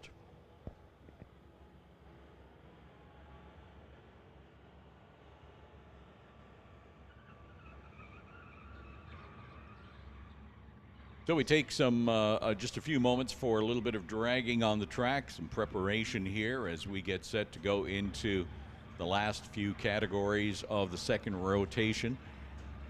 We have got Image Motorsports Super Pro set to go in the lanes, and that will be followed by Hot Rod and then Junior Street and Super Shifter, and then we will take another few minutes for track preparation and then head into eliminations.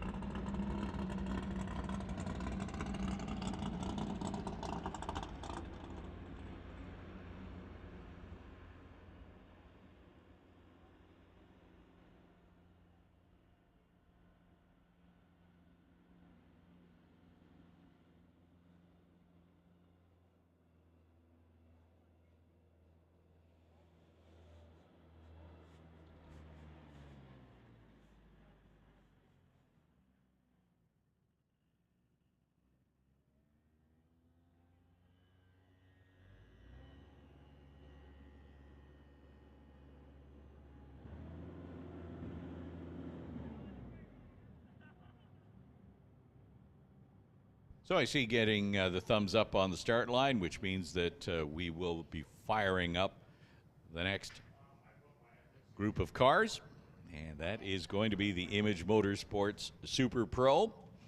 Super Pro category is designed for vehicles running between 7 seconds and 11.99.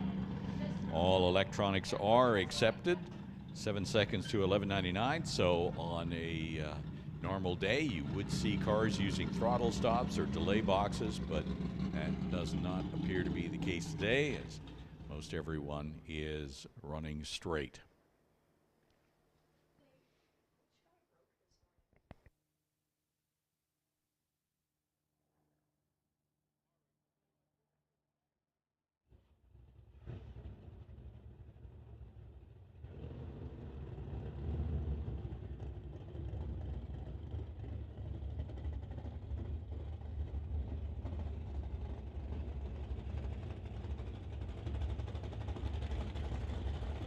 And here we go.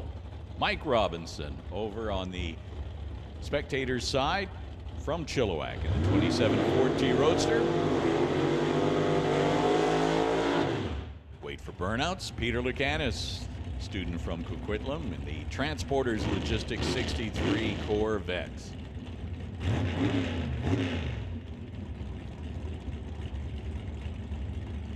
Lucanis over here on the TCS side. Robinson on the Lordco side.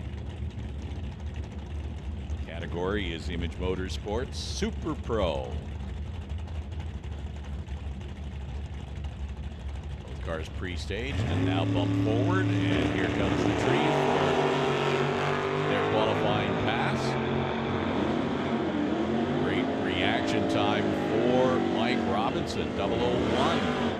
Runs a 9:19 at 141 miles an hour, 8:79, 151 miles an hour for the Corvette. Probably one of the quickest cars on the property in the category. It's Craig Johnson and Steve Beach. Roll forward. Beach in the 72 Plymouth, Lou Plymouth, and Johnson in the 79 Malibu wagon here tower side. From Langley, Johnson's Custom Exhaust.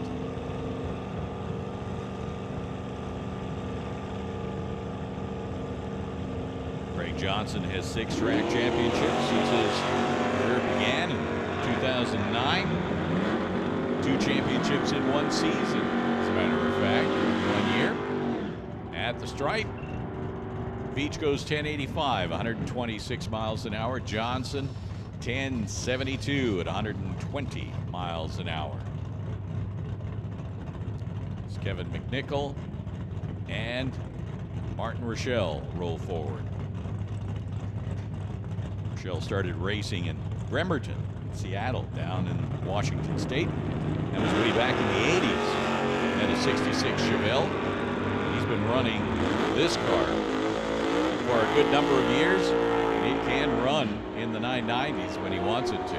10:09 at 129 miles an hour for Rochelle. Kevin McNichol goes 10:12 in his 67 Nova, sponsored by Lucas Oil. 133 miles an hour. Good to see Andy Hatton back on the track in the Grinch, that green Camaro. Was not racing yesterday. So Andy Hatton from Langley. And Richard Love over here tower side, the SS Motorsports S10.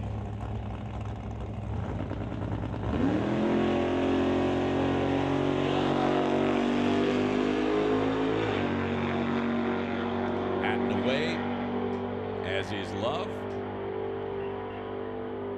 886 for the Camaro, 150 miles an hour. 1182 for the pickup at 122 miles an hour.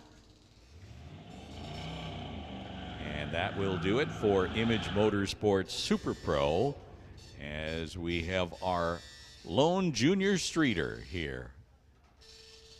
Bo Dickey from Mission. 1993 Chevy pickup, S10 with 350 cubic inches.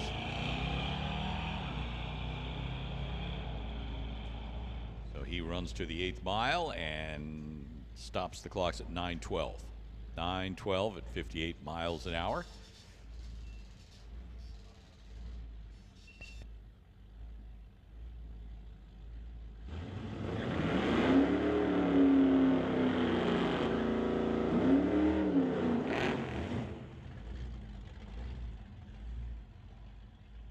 So we now roll into the hot rod category.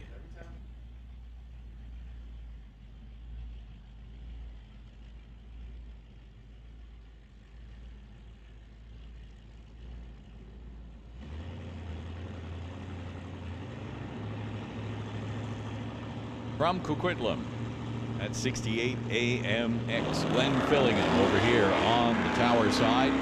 And in the other lane, no, that is not Veronica. In the hot rod category, that is her husband, Rob Hodgson, driving the Dodge Dart, 1264. If you were with us earlier, you saw that Rob's Plymouth had a serious problem after leaving the line, and it looks quite terminal for that car. It was a transmission issue, it looks like, so not something they could repair. So Rob, on Mother's Day, asked Veronica, "Can I drive your car?" And she said yes, hesitantly. So Martin Jackman and Sylvia Hoogston now heading down track. Jackman in the 64 Chevelle wagon, Sylvia in the Mustang. As we continue in hot rod, 1268 for Sylvia at 105 miles an hour. 1304 for the Chevelle wagon of Martin Jackman.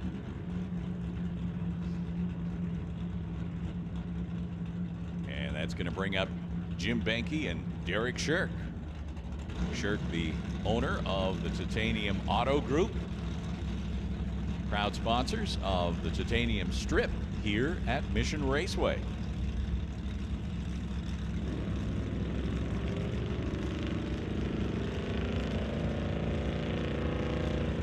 Benke from Mission in the Cuda. Shirk in the Chevy 2. Once again, Benke pushing the Christmas tree to its limits. It'll be Shirk there first with an 833, 161.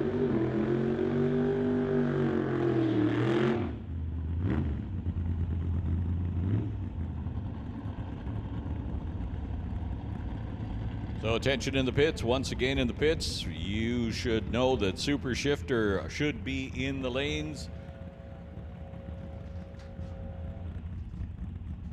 And we are looking for any license and test.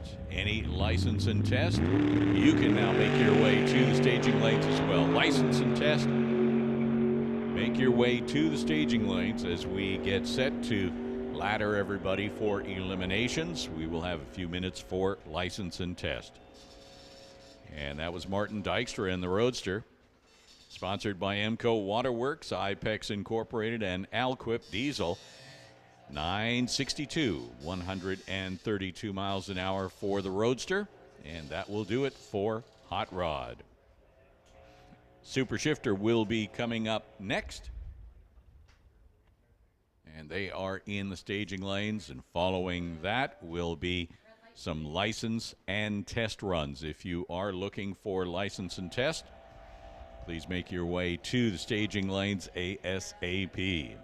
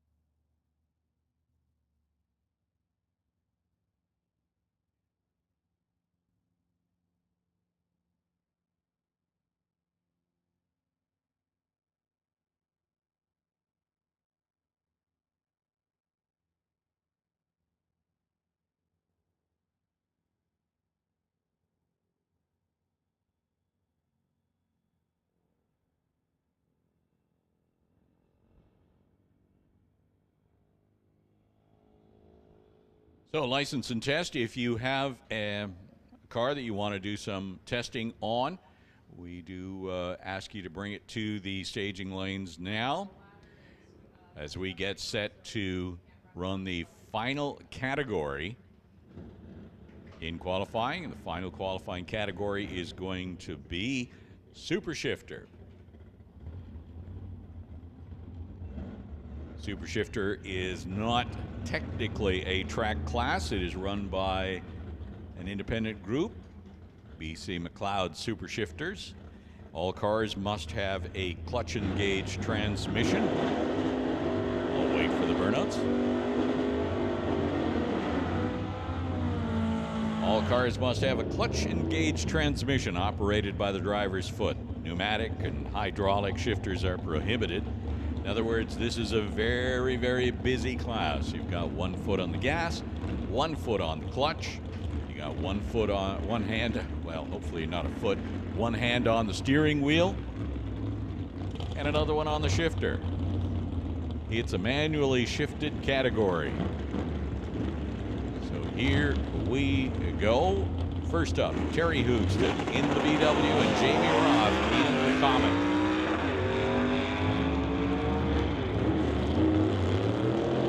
Down track. Jamie goes red. That's okay. 10:16 is the time. 132 miles an hour. 11:66 for the VW at 111 miles per hour. And that brings up Keith Winterbottom and Scott Winterbottom, father and son. Keith from Maple Ridge, Scott from Langley. 66 Nova. The TCS lane, 63 Chevy 2 in the Lordco lane.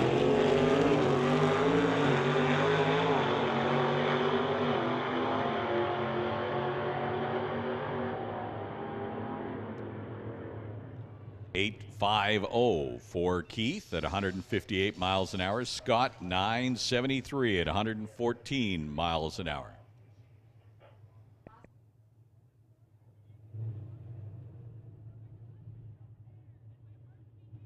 So that is going to take care of qualifying for the Super Shifter category. And now we will have a few runs of license and test before we go into the eliminations.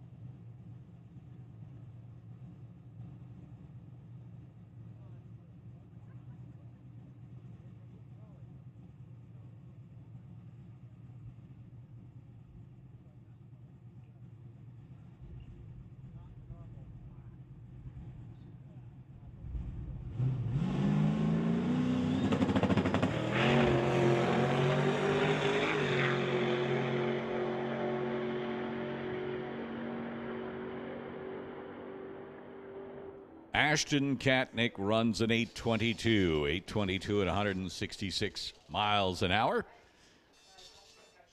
So that will take care of on-track action for the next few minutes. We're going to have approximately a 10-minute break, do some track preparation, and get ready for elimination. So good time to head over to the concession stand and grab something bite to eat if you haven't already done that, or if you've done that, you can head over to the Pro Shop and check out all the NHRA and Mission Raceway souvenirs. They've got some great looking stuff in terms of apparel and headgear, and well, you'll be surprised at some of the things that you'll see in the Pro Shop. Also, if you have the opportunity, We want to welcome all race fans. Great to see all of you out here. If you're out on the spectator side, your admission ticket lets you come into the pits, walk over the bridge, and head into the pits and take a look at some of the cars up close and personal.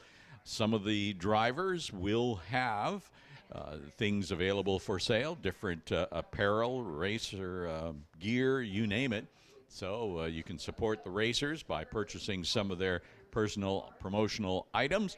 But it's always a great trip to wander through and take a look at the racers and race cars up close. So I want to welcome everybody to the Titanium Strip at Mission Raceway here on Mother's Day. We've got a great series of elimination rounds coming up in about 10-15 minutes. So we'll be back at you momentarily.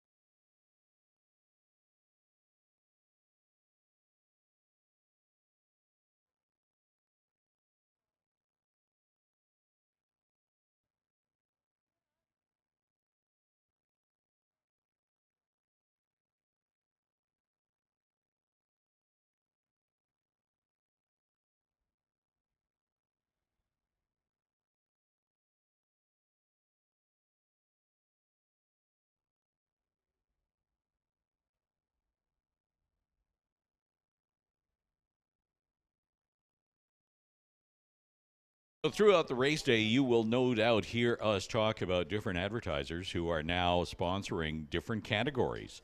For example, Bubba Speed Shop Pro Bracket. Bubba Speed Shop, part of the Titanium Auto Group, has stepped up, and they are the category sponsor for Pro Bracket.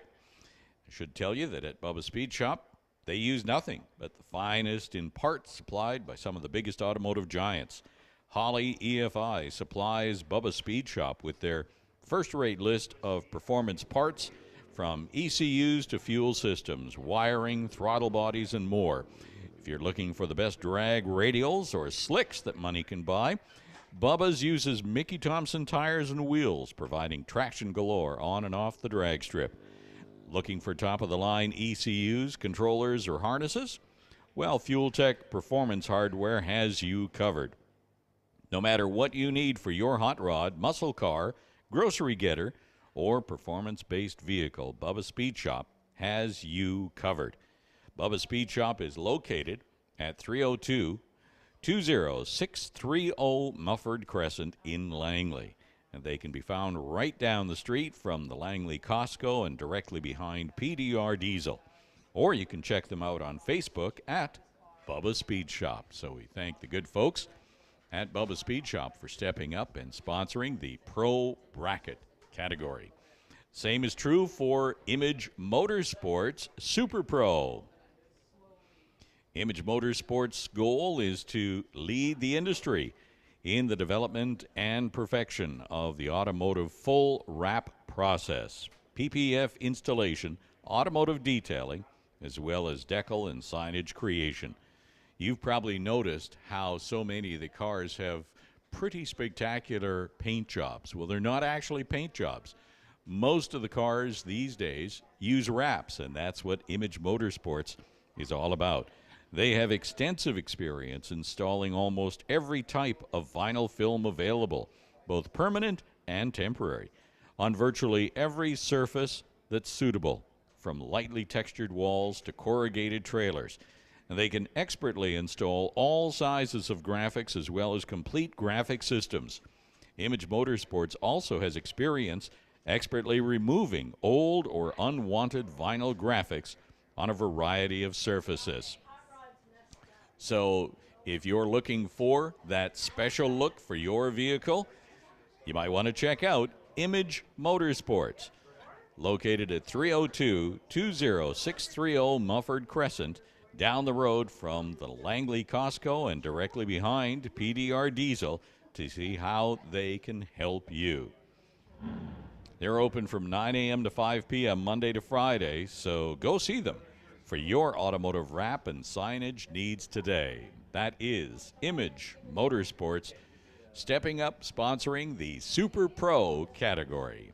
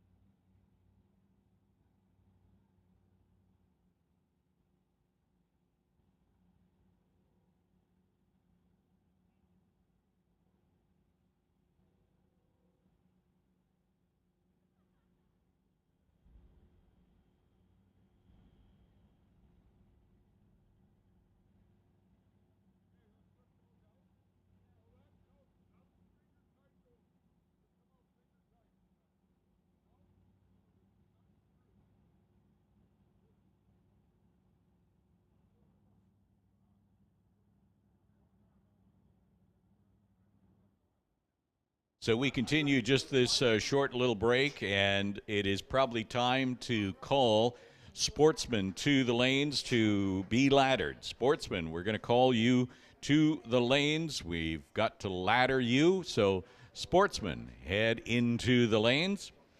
Lanes 1, 2, 3, and 4. And that means Pro Bracket, you're going to be on standby.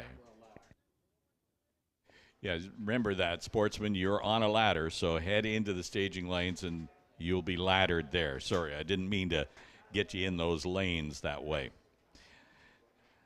Racing action today is part of the NHRA Summit ET Series, and this is race number 5. The racing series is something that's contested right across North America.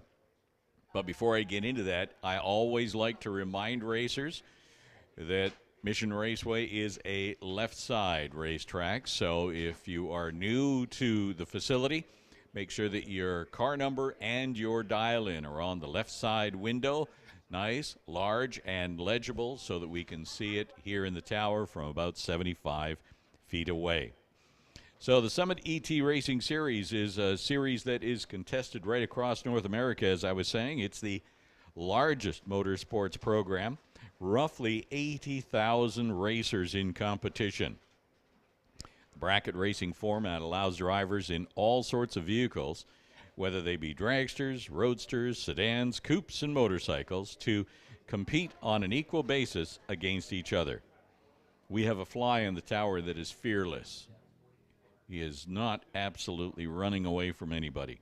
Anyway, participating NHRA member tracks across North America hold these types of events every single weekend and award points. And at the end of the season, each track selects a team of racers from among its top points finishers to represent the track at the divisional Summit Racing Series finals.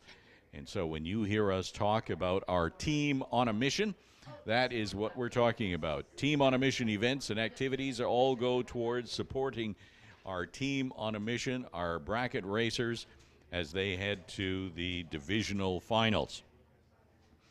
At the division champion level, Super Pro, Pro, Sportsman, and Motorcycle receive a division champions trophy, jacket, and cash. And then they advance to the NHRA Summit Racing Series National Championships at the season-ending Auto Club NHRA Finals in Pomona, where they receive travel money as they compete for cash, the National Championship trophy, a jacket, and contingency awards. So all the racers performing here today, it's much more than just a weekend race. They are gathering points for a strong season finish, and that is serious business for them, as everyone wants to be a champion. We can look at the champions from 2021. In Sportsman, your champion is Carson Barlow. In Bubba's Speed Shop Pro Bracket, that's Craig Johnson. Image Motorsports Super Pro, that's Mike Robinson. In Hot Rod, Rob Hodgson. In Motorcycle, Al Omond. In Lordco's Super Combo, Brad Vingy is your champion. And in Super Shifter, that is Scott Winterbottom. If we look at the Peden Industries Junior Dragster category, in Thunder, Alex Green is your champion from 2021. In Lightning, that's C.L. Gagnon. And in Junior Street, that's Emma Sidden, who has moved up to Sportsman. Once again, we make the call for Sportsman to come to the staging lanes to be laddered. I see a bunch of you there. And that means Pro Bracket will be calling you very shortly.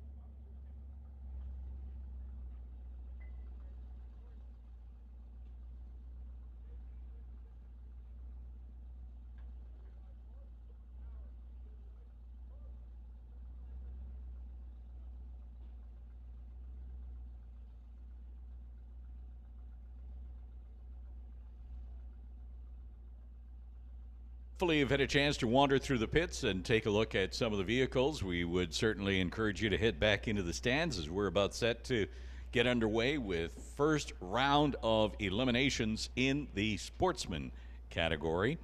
We're moving forward with the program, and we have got Sportsman in the lanes and set to go. All cars will be running against a handicap, a dial-in. So you can see the dial-in time on the reader board at the top end of the racetrack. See that. Just pause for a burnout. Scarlett Morin has chosen 13:01 as the time she is going to hit in her car over on the Lordco side, that 80 Malibu. Scott Baskerville has chosen a slower or a quicker 12:39. And so the slower car gets the handicap start as those two numbers are fed into the computer. Scarlett with a 13:01 will leave just about 30 seconds, a half a second ahead of Steve Baskerville. Everything that comes into play now are the reaction times and how close they are to the dial-in that they have selected. Scarlett gets there and breaks out, even though she got there way ahead of Steve Baskerville, and Baskerville had a starting reaction time that had a 5 in it. So what can I say? But Scarlett went too quick, 12:89 on a 13:01 dial, hoping to stay ahead of Steve. Steve gets the win, and he goes forward into the next round. So Randy Hermsen, if you're a regular here at Mission Raceway, he's usually driving a big old Oldsmobile, a black 58 Oldsmobile. And today he's choosing to show some love to AMC. So attention in the pits, we can call Pro Bracket. Bubba Speed Shop, Pro Bracket to the lanes. We need you to the lanes to be laddered. So Sylvia manages to pull out the win. She was patient enough on the start line watching Randy go further and further down the quarter mile. She runs at 12:61, 103 miles an hour, advancing into the next round as Randy, couldn't quite make that AMC Eagle head to the winner's circle. So Sylvia Hoogston, property manager from Maple Ridge, going into round number 2 of Sportsman.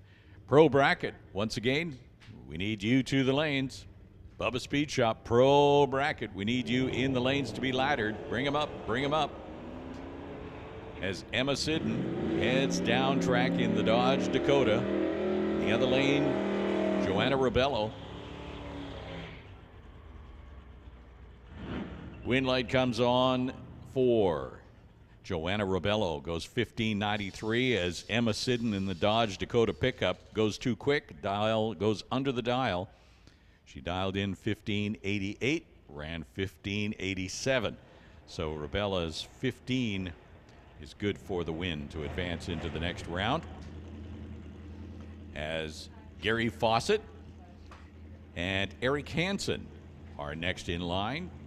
Again, Pro Bracket, you should be in staging lanes. Pro Bracket, you should be getting set for your first round of eliminations. Junior dragsters, you should be on standby. So win light comes on for Gary Fawcett as Eric Hansen in the Plymouth goes too quick. Ran under the 13:01 by just 1/100th of a second. 13:00. And Gary Fawcett goes 14:31 for the win. So Fawcett from Burnaby takes that 66 Plymouth into the next round. 85 miles an hour of 14:31, good for the win. 8 cars here today in the Sportsman category. That first round is complete. We head now into Bubba Speed Shop Pro Bracket. You should be in the staging lanes. We have got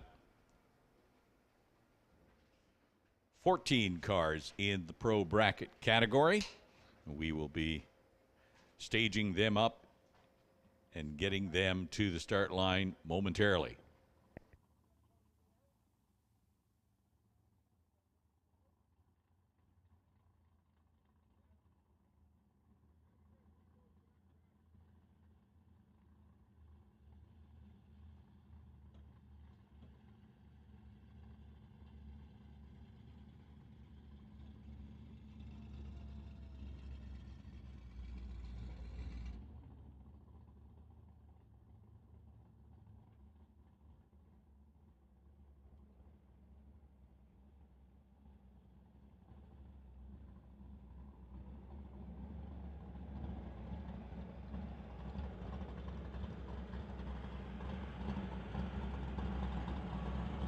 Just while we assemble the cars, the Bubba Speed Shop Pro bracket cars in the staging lanes to be laddered. And when I say to be laddered, all that means is that we have a ladder in the tower that is created based on their reaction times, and they will all be staged up against a particular person as opposed to being random. So that is happening, and you can see the tractor out on the surface of the racetrack just doing a little bit of a quick drag to build a little bit of heat into the track and also to, clear away any debris. Air temperature out there is a rather chilly 9 degrees right now, so it is worth getting some track temperature in there. Once again, we've made that call for Bubba Speed Shop Pro Bracket. We need you in the lanes. Pro Bracket. Bring them up. And Peden Industries Junior Dragsters, you are going to be next, so you're on a short standby. As soon as we get the Pro Bracket cars running, we'll be calling Junior Dragsters to the lanes.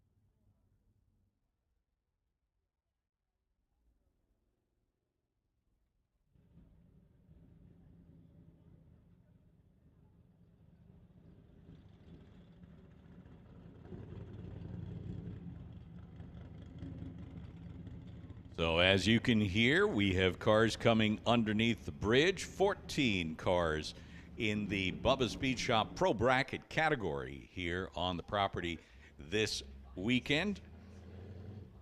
All cars have been laddered. Your number one qualifier was Jim Benke, as qualifying is done based on reaction times. Benke had the perfect reaction time, which is trip zip 0.000, perfect reaction time, leaving on the yellow. Ross Walker came in second at 005. Kim Cornish, 007. Rick McKinney, 009. Chris Stone, 011. Loren Schwartz, 012, and so on and so forth. So some great reaction times here in the Bubba Speed Shop Pro Bracket category. And we kick things off.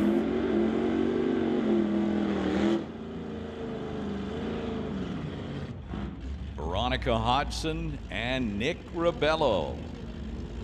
So Veronica over here in the 69 Dart, and Nick Ribello over in the Lordco lane, 78 Regal, sponsored by Custom Aluminum and Jet Boats. Veronica from Mission and Nick from Maple Ridge. Handicap will be going to Veronica. Red light start for Nick Ribello. So Veronica can see the green light on her reader board. She is racing for that win light. She gets there with a 12.60, dead on her dial with a 107 miles per hour. So Veronica Hodgson moving on into round number 2 of Bubba Speed Shop Pro Bracket. That brings up Kim Cornish and Heather Hornell. Kim driving the Mustang. Over here, Tower Side, Clark Freightways from Mission. And Heather Hornell, sponsored by Brady Electrical Contracting in the 2003 Sonoma. Both of them leave clean and green on the start line. They head down track. At the stripe, it's going to be a win light for Heather Hornell in the pickup. Both of them breaking out 11.60, though closer to the 11.61 dial for Heather. And so Heather will advance into round number 2. Kim Cornish, 11.68 with a 9 on 11.72. So on a double breakout, the closest to the original dial is your winner. Jim Benke in the water box. And Craig Johnson rolling in on the other side.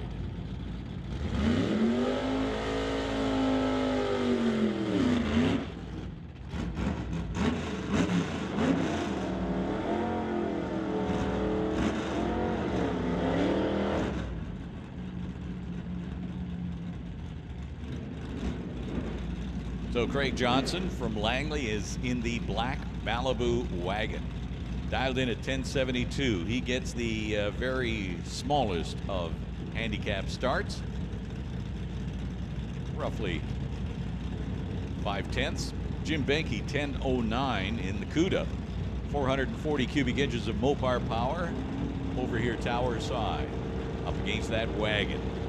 Johnson's custom exhaust. Here comes the handicap. And Craig goes red. So the win light comes on for Jim. He can see that. He's racing to the win light. Runs a 10:24 off the pace, just off the gas, knowing that the win light was his. 10:24 with a 2 at 118 miles an hour. So Benke moves into the next round as Chris Stone and Kevin McCauley get set to do battle here in the first round of Bubba Speed Shop Pro Bracket Eliminations.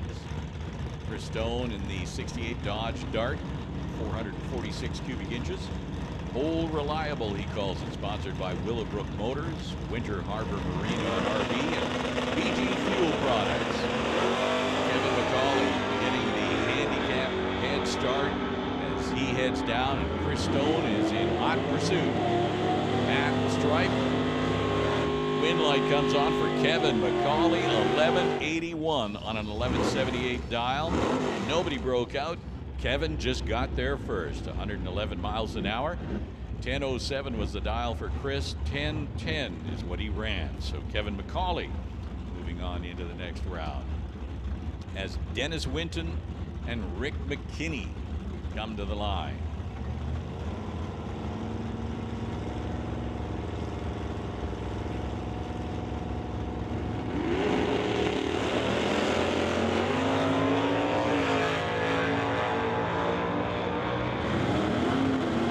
Dennis Winton and Rick McKinney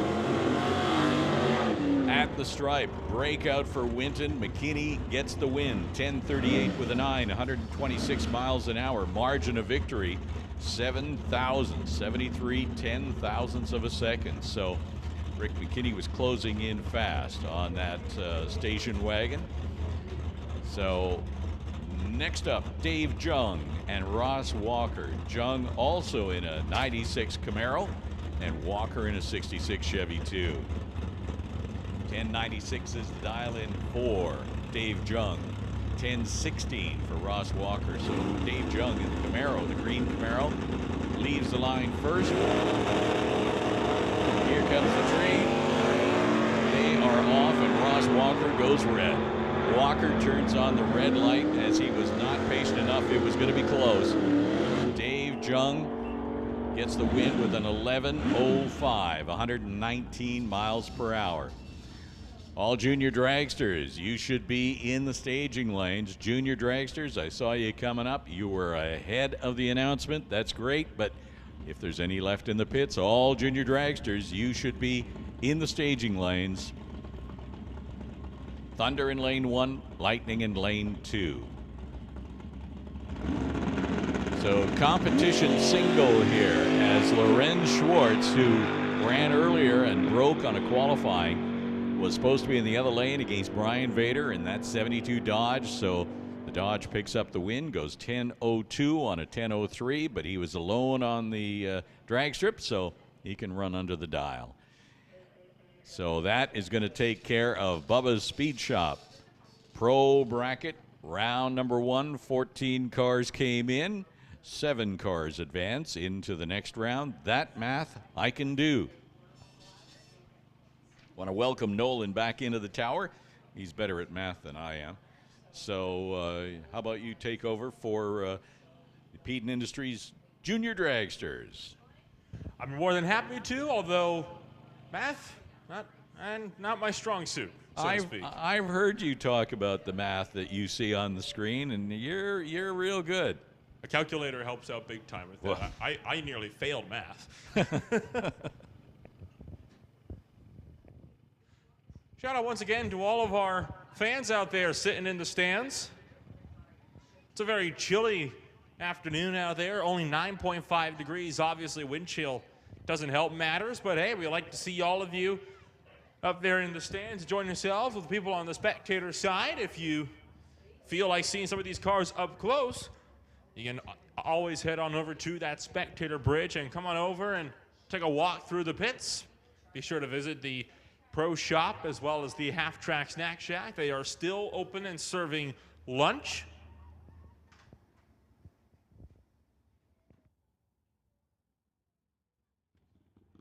And for information on all of our upcoming events over the next few weeks and in fact months, you can visit the official website for the Titanium Strip at missionraceway.com.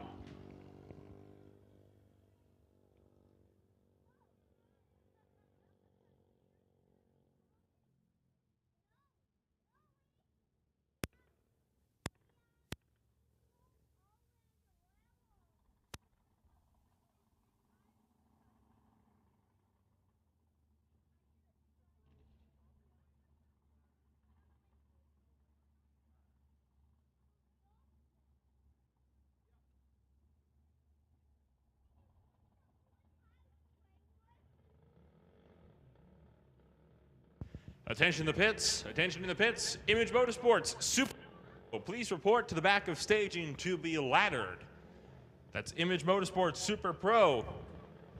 Please report to the back of staging to be laddered.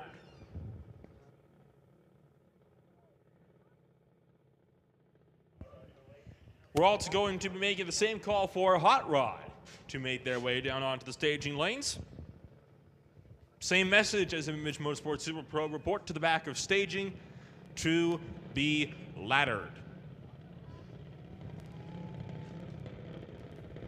Rolling into first round of eliminations for Peden Industries Junior Thunder.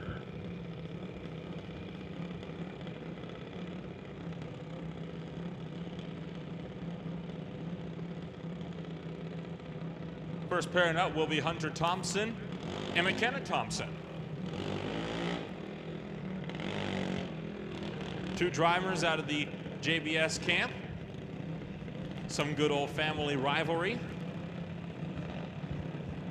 Hunter Thompson was out making a test hit to replace his first qualifying pass on the day. Did manage to get that second qualifying hit though. Dialed in at an 11:85 with McKenna Thompson leaving just over a second later, dialed in at a 10:80.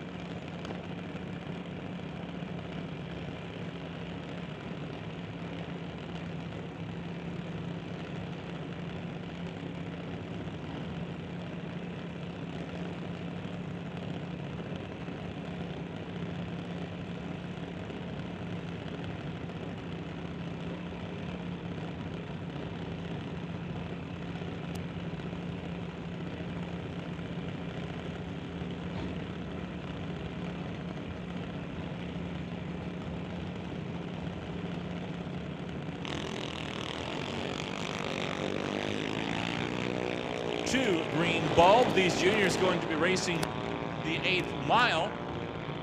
McKenna Thompson the advantage on the tree by 7 thou. Double breakout. McKenna Thompson still staying out in front. Broke out at 10.7 on the 1080 dial. Hunter Thompson went 11.72 on the 1185 dial.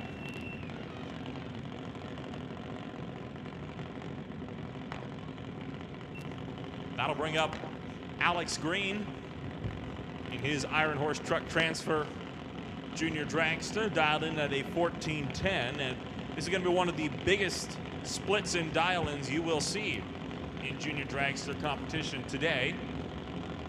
He's going up against Emily White, sponsored by Pioneer, Lordco, and TNT. Dialed in at 9:06.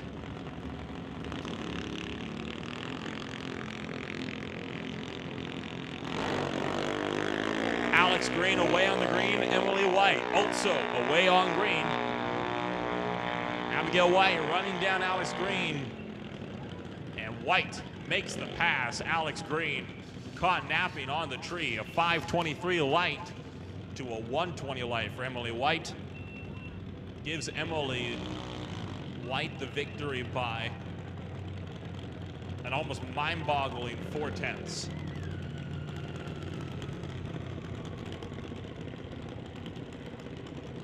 Hunter Gallant for BDL Auto Super Steve Tires.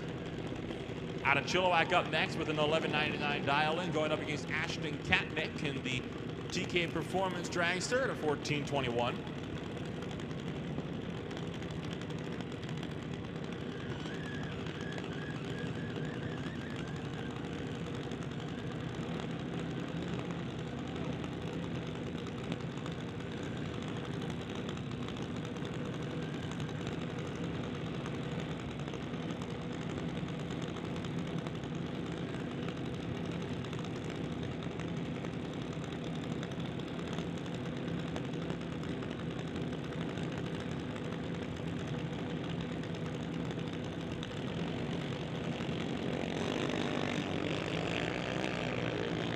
Hunter Gallant goes red, too eager to get off to a start. Ashton Katnig was 4.58 on the tree. But luckily, Gallant broke out by 0.04 of a second. So Ashton Katnig takes the win, goes 14.18 on the 14.21 dial, but obviously doesn't need to worry about breaking out when your competition is already red lit on the starting line and has fouled out.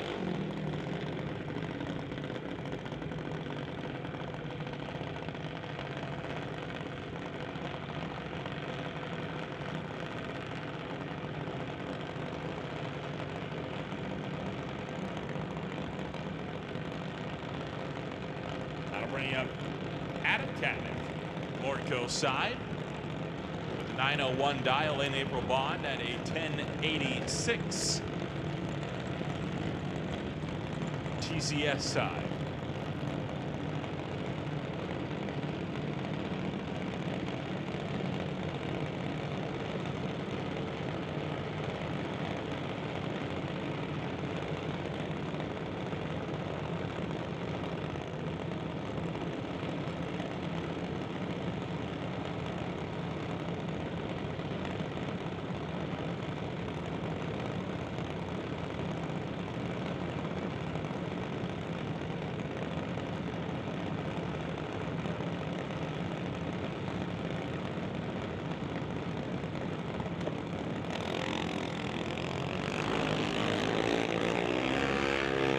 Both drivers away on green.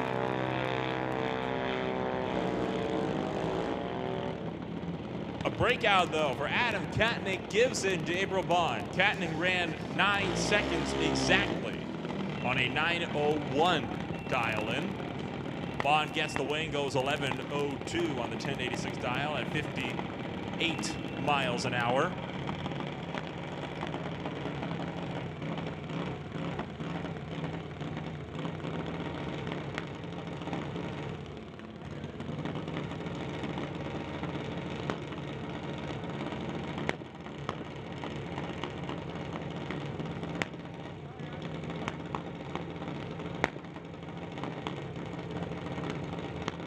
Next pair of Thunders consists of Nick Bond with an 890 dial for JBS, alongside Connor Jackson in his 1125 dial in for TKO Hot Rods and Fitness Lab in the 2004 Cosby dragster. Nick Bond racing locally from Michigan. Connor Jackson racing in the city just about 15 minutes down the highway out of Abbotsford.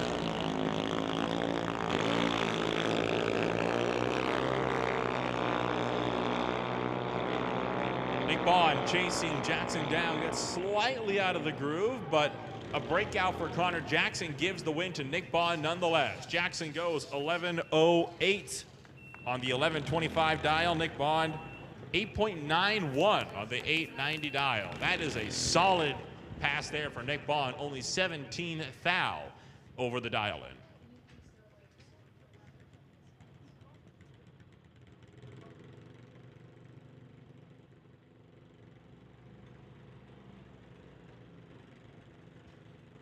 That brings up Wesley Armstrong and his brand new BD Diesel and Badass Garage junior dragster. Also representing Tubbo Towels with Candid's Rodrigue. 1194 for Ken Specialty Auto.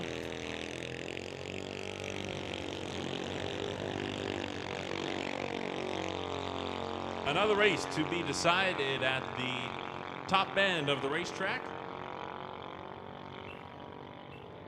Double breakout, give it to Candid's Rodrigue. Armstrong went 14:10 on the 1427 dial. Rodrigue went 11:90 on the 1194 dial. So Rodrigue, the lesser offender of the two. That will wrap it up for Peden Industries Junior Thunder. We get set to move into Junior Lightning. The car's a little bit louder and a little bit faster as well.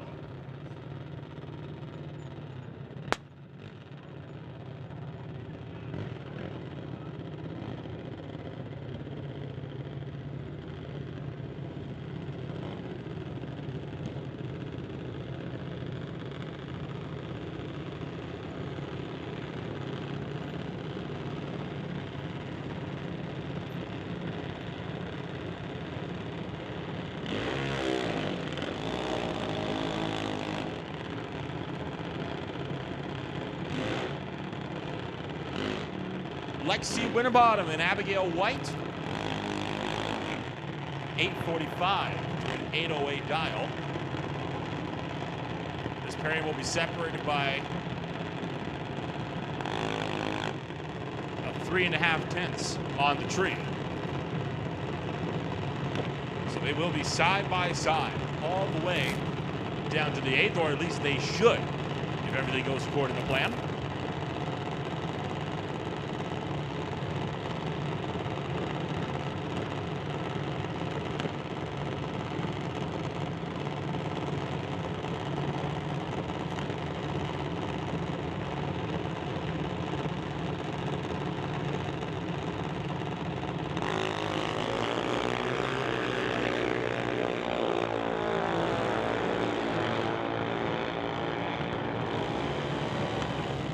At the 8th, it's Abigail White staying out in front.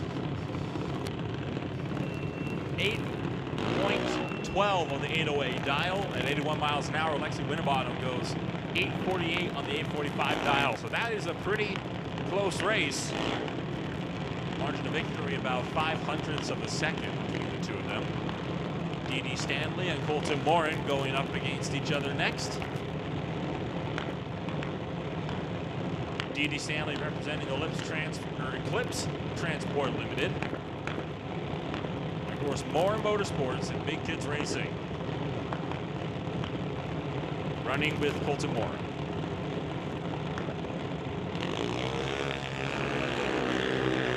Oh, Colton Morin breaks out by just 7. Now went red on the tree. So Dee Dee Stanley will get a freebie into the Junior Lightning semifinals.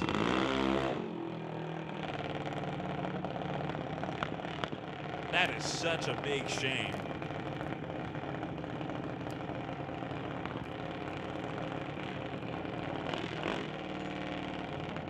So this race now between Lincoln Shirk and Ciel Gagnon to determine who's going to be facing off against Dee Dee Stanley in the semifinal. And problems for Lincoln Shirk on the starting line. The car lost power. This happened, of course, in qualifying as well. So this doesn't bode terribly well for Lincoln Shirk, but they have the car now refired.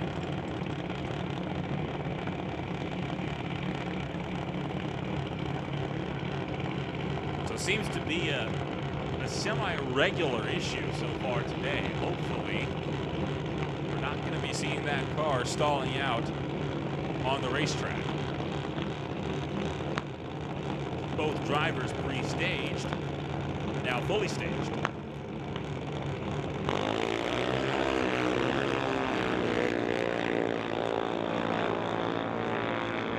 Lincoln Shirk left first, but he's got the upper hand on the tree. Stays out in front, and get this, folks, 002 on the light. A 2,000th of a second reaction time.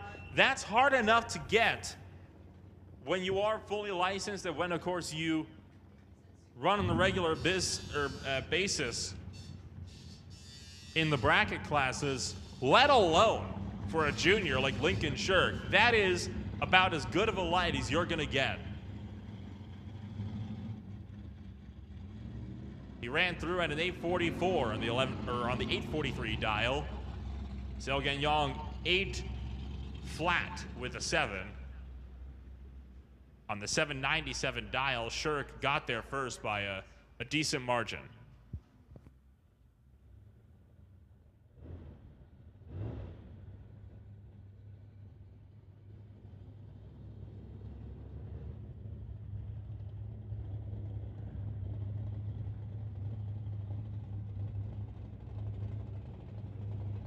So that'll wrap up Peden Industries Junior Dragsters. We get set to roll into Image Motorsports Super Pro. First pairing going to be Richard Love in the TCS lane, going up against Mike Robinson. S10 versus Roadster.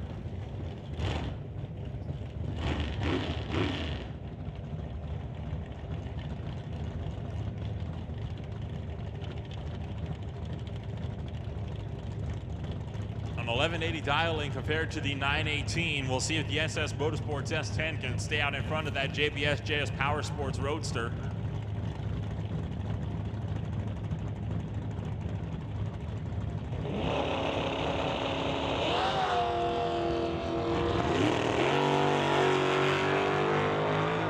Two green lights. Robinson trying to run Love down to the top end of the racetrack and gets there. They were separated by just 0.02 of a second on the tree, an 0.28 to an 0.30. Mike Robinson runs a 9.20 on the 918 dial, gets there by just under half a tenth, and will move on to the semis.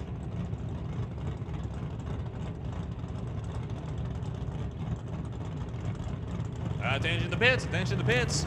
BC Super Shifters make their way on down the staging lanes. BC Super Shifters, please report to the back of staging to be ladder. Kevin McNichol trying to stay in front of Martin Rochelle, separated by 0.02 on the tree, and McNichol in front of Lucas Oil Nova, besting the Malibu in the 5th race of the NHRA Summit ET Series in Image Motorsports Super Pro.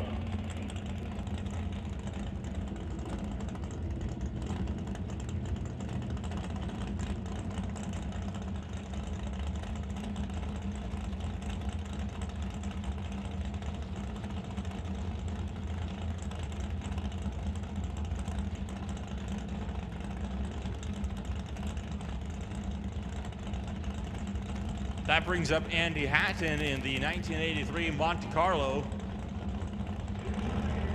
calling this car the Grinch, going up against Peter Lacanis in his Transporters Logistics Corvette.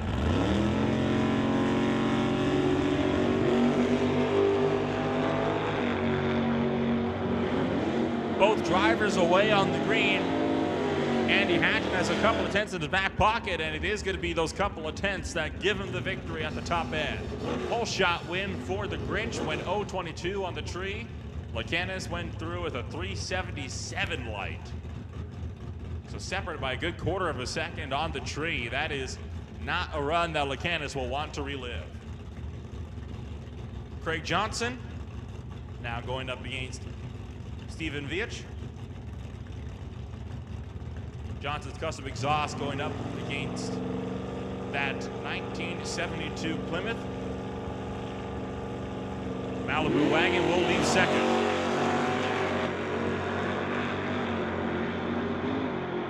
Veach getting all out of shape over in the Lordco lane, had to get out of the throttle at about the 330 foot, gets back in it, but it's too little, too late. Craig Johnson will advance to the semifinal round, which will wrap up Peden Industries, Image Motorsports Super Pro. Getting a bit ahead of myself, as the next class up, or I should say the next driver up, will be the lone runner in Peden Industries Junior Street, Bo Dickey.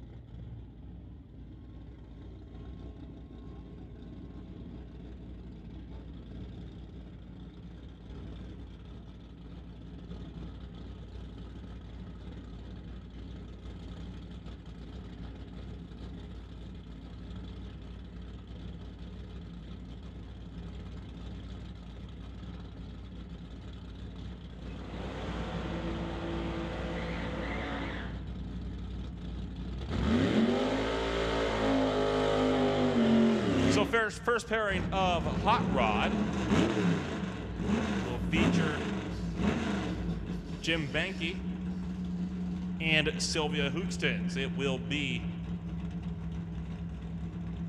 Plymouth versus Ford.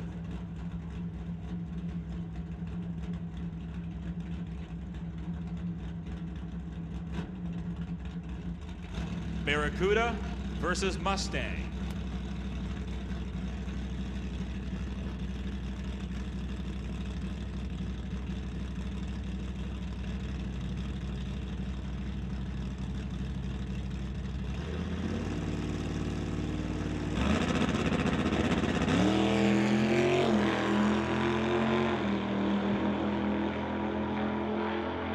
Hookstins trying to stay out in front. Benke, though, closing. Double breakout. Sylvia Hookstins will advance. Separated by 2 thou on the tree, but this is one race that Jim Benke will find himself eliminated from. Benke goes 10.1 on a 10:17 dial. Sylvia Hookstins went 12.56 on the 12:60 dial.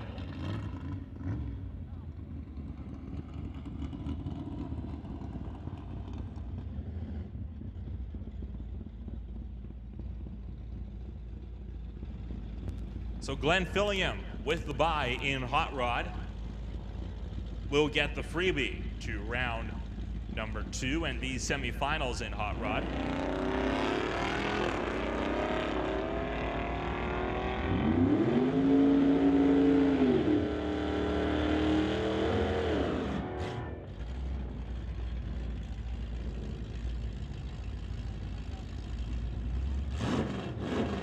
Taking it nice and easy at the top end, only a 12.68 on the 1210 dial. And hey, no need to push it if you're not racing with anybody. Save the strength of the car for when it counts.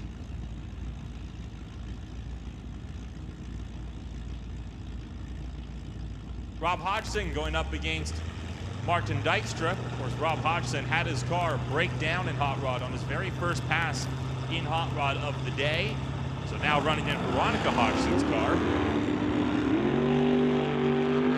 Not going to matter, though. 2 thou red for Rob Hodgson. Martin Dykstra advances through, and that is going to sting for sure.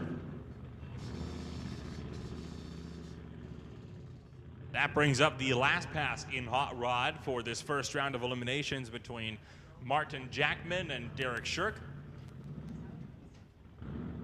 This pass to determine who will race against Fillingham in the semifinals.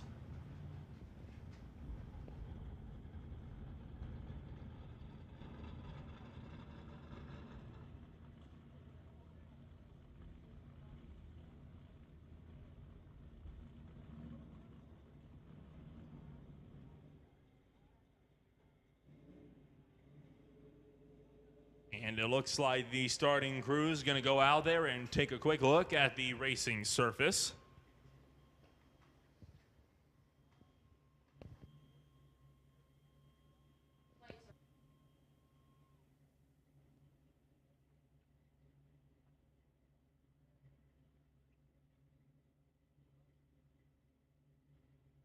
Just wanting to make sure that everything is in tip-top shape.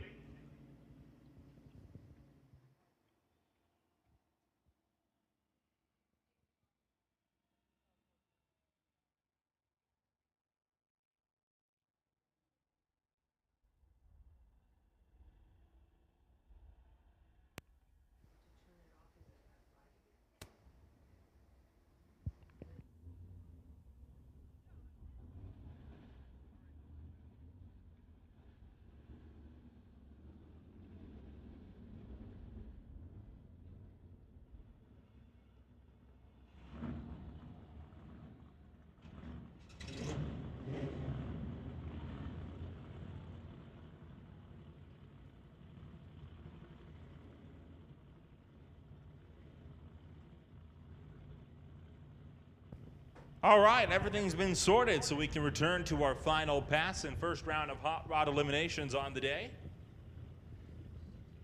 Pair of Chevrolets going down. Chevelle versus Chevy 2.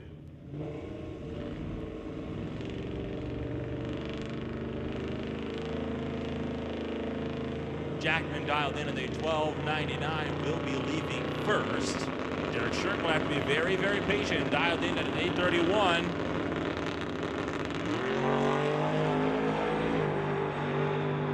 Shirk trying to run Jackman down. Closing, not closing fast enough. Martin Jackman gets there first, stays out in front, goes 13.06 on the 12.99 dial. Derek Shirk went 8.44. A good 10th off of his dial in. So that will then close out Hot Rod eliminations. We get set to move into Super Shifters for first round of Eliminations.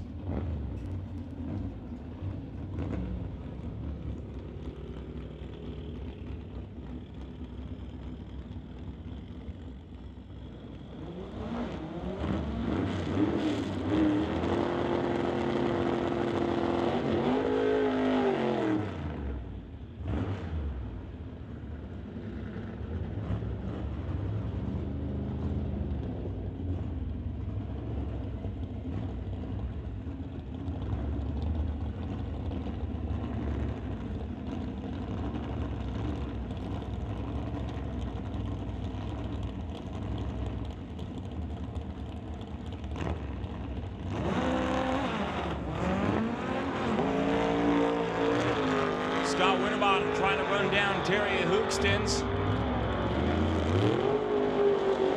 Bested him on the tree and top end. It's Scott Winterbottom going through to the final round. Only 4 cars in BC Super Shifters today, so there will only be 2 elimination rounds for them. So we're already in the semifinals. Winterbottom getting there by 16th out. Now we'll see if Keith Winterbottom will be going up against Scott Winterbottom in the final. He'll be racing against Jamie Roth.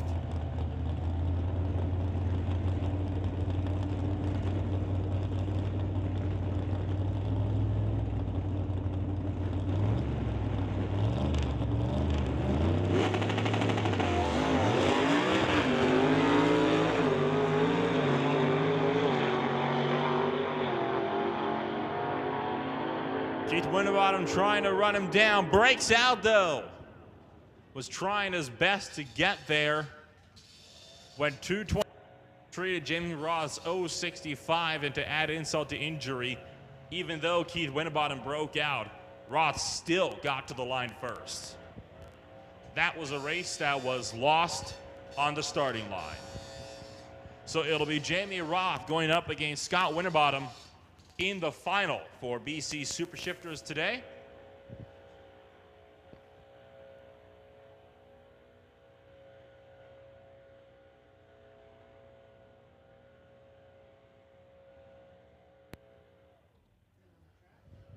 And we're going to take a quick break here on the racetrack while they get the spray down. Want to take this time to once again thank all of the fans for taking the time to come on out and enjoy some of the great racing we've had so far today. And of course the racers for turning up to make it such a good performance. And shout outs to the near 200 people watching us from home or abroad as well on MRP Lordco TV. If there's anybody out there that happens to enjoy some good old-fashioned road course racing, you make your way on down to the Speed Fanatics road course next week for the CACC's second round. They'll be racing from 9 a.m. to about 4 to 5 p.m., depending on how proceedings go, on both Saturday and Sunday. And that'll be rain or shine. As well as that, you of course have got the Mopac Auto Supply Street Legals for their 4th event on the 2022 season. That'll be coming on up this coming Friday.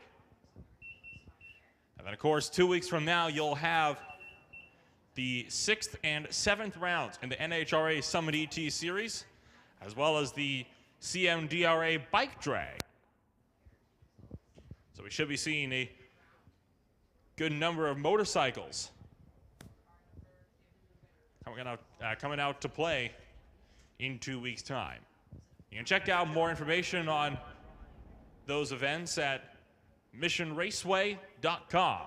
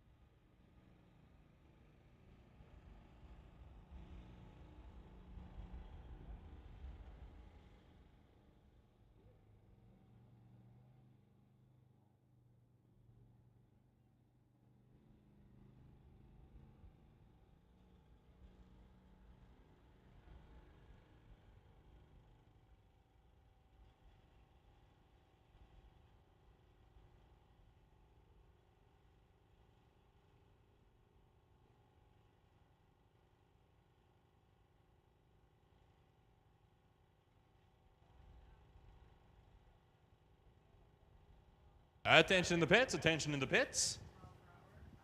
While we have some downtime, want to just call up Sportsman and Pro Bracket for second round of elimination. So Sportsman and Bubba Speed Shop Pro Bracket, come on up for your second round of elimination. Sportsman, of course, will be entering their semifinals. You'll be having and Steve Baskerville going up against one another. And then, of course, Gary Fawcett and Jamie Rebello going up against each other for Sportsman.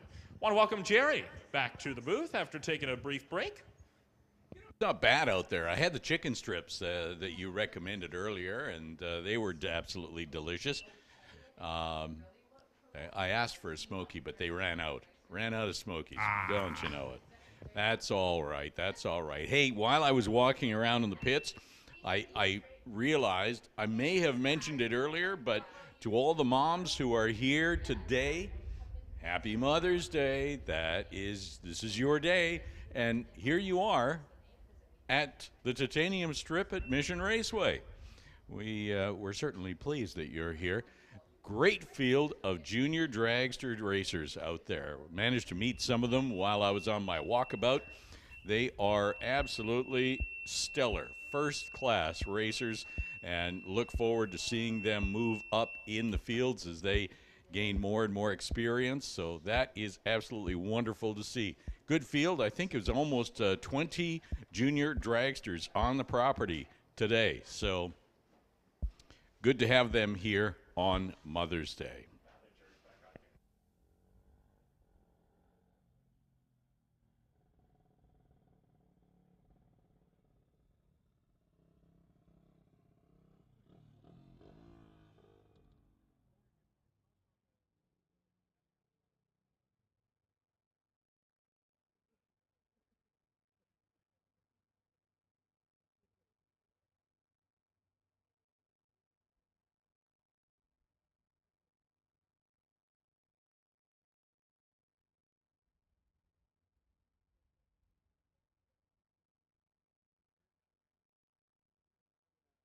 So once again, as Nolan indicated, Sportsman will be going right into the semifinals with 4 cars, 4 vehicles left in the category. And when we get to Bubba Speed Shop Pro Bracket, we have got 7 cars or vehicles left in the category. So we'll be moving into the semifinals from that round.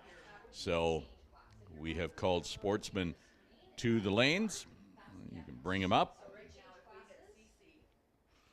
And I'm guessing Pro Bracket, Bubba Speed Shop Pro Bracket.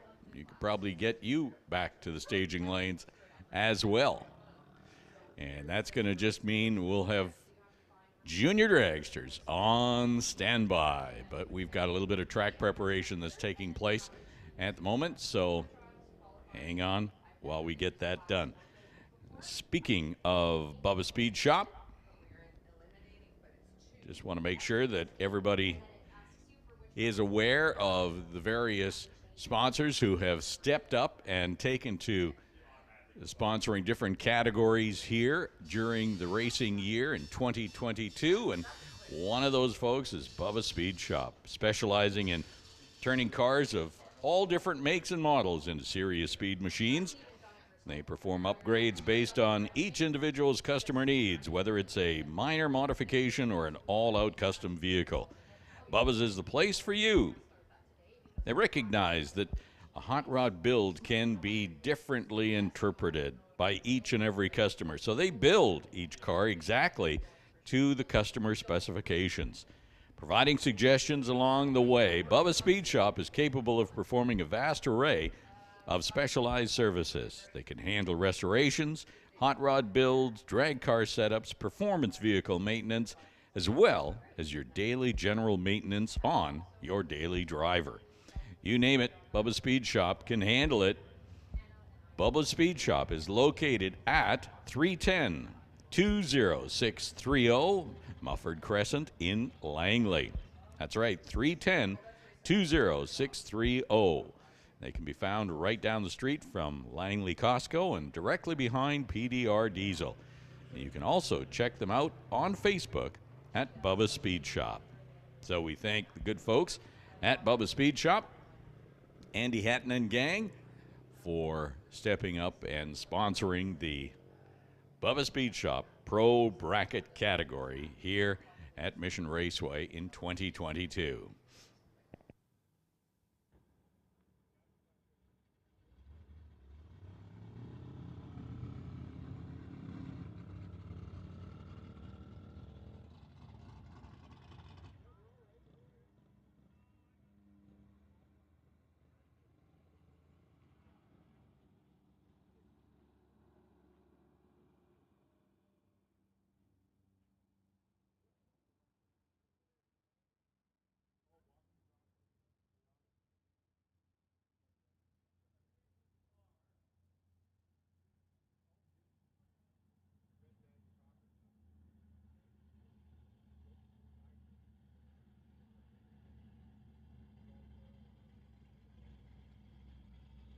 So we've called Sportsman to the lanes, and we're making yet another call for Bubba Speed Shop Pro Bracket. We're missing one car out there, so 1X22. So 1X22, we're missing you in Pro Bracket. And that would be Brian Vader. No relation to Darth, as far as I'm concerned.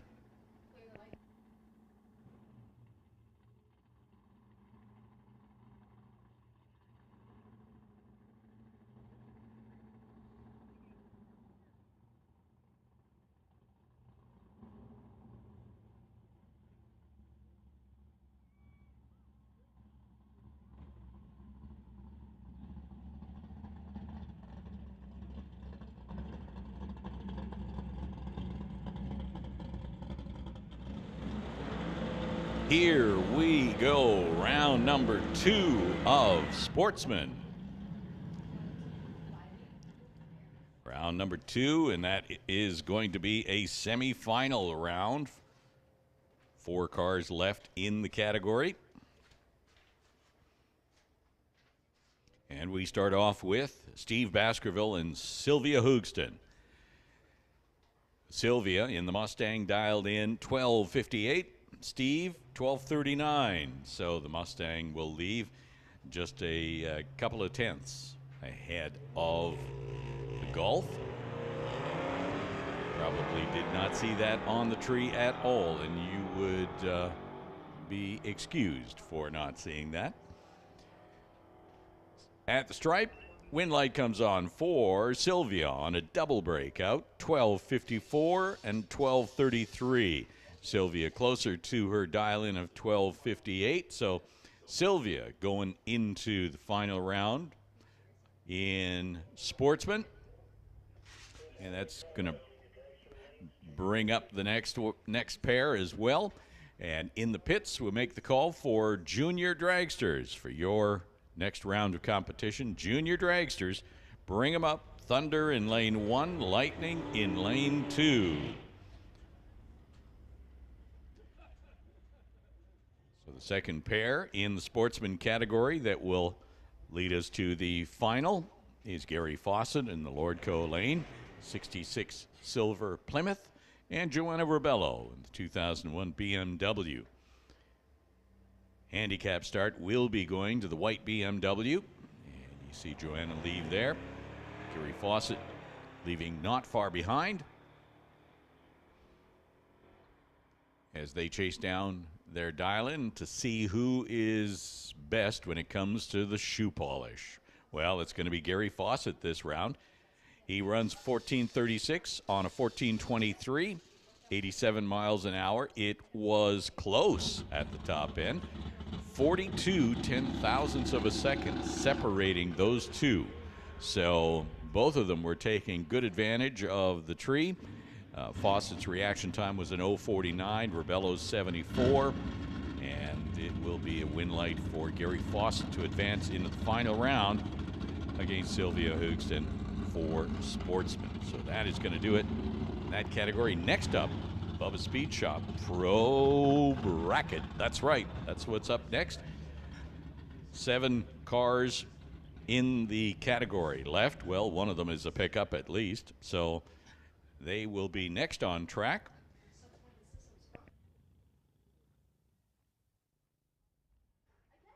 And once again, we make the call for junior dragsters to come down to the staging lanes for round number 2. Junior dragsters, Thunder in 1. We are looking at 6 junior dragsters in Thunder going into the semifinal.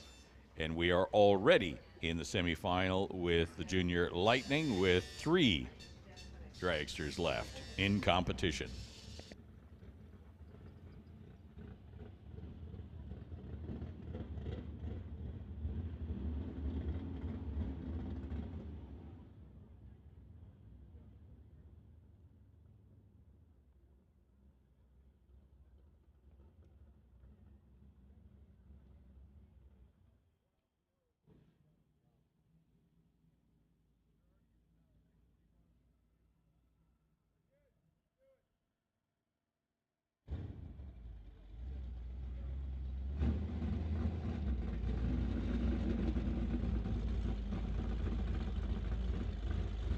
Here we go then, first pair in the Bubba Speed Shop Pro Bracket, and it is going to be, we'll wait for the burnouts.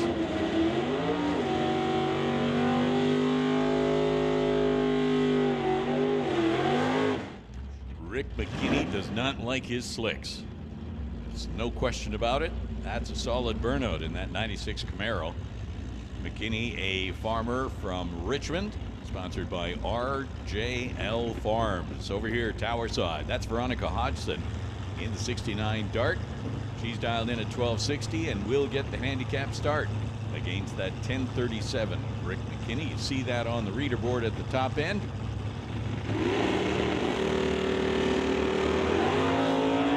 leave clean and green as Rick McKinney, as is usual, pulls the front wheels high in the air in pursuit. Getting that weight transfer just right. He does. Wind light comes on for McKinney. 10:44, 110 miles an hour. Rick McKinney going into the next round as we have our next pair on the start line right now. Heather Hornell in the 2003 Sonoma and Brian Vader in the 72 Dodge Dart. Vader dialed in 10:08 and Heather in the pickup 11:60. And so the pickup leaves first. Does not seem to be a good launch at all, as Heather is just bogging there, although it's a red light start for Brian, so she's good. Heather just coasting through the top end. Well off the pace of 22.97 for the record. Those of you keeping track, 59 miles an hour. So Heather will go into the next round. We just get set for her to exit the top end. That's going to bring up Dave Jung. 11:05 is the dial-in. Kevin McCauley, 11:78. So the black Cutlass on the Lordco side of the racetrack. That's the old school Cutlass. Kevin will be leaving first. And here comes Dave Jung, but Kevin went red. So the win light for Dave as Kevin went red off the start. Win light comes on for Jung, 10:89, 121 miles an hour. When there's that red light, it's pretty much all bets off.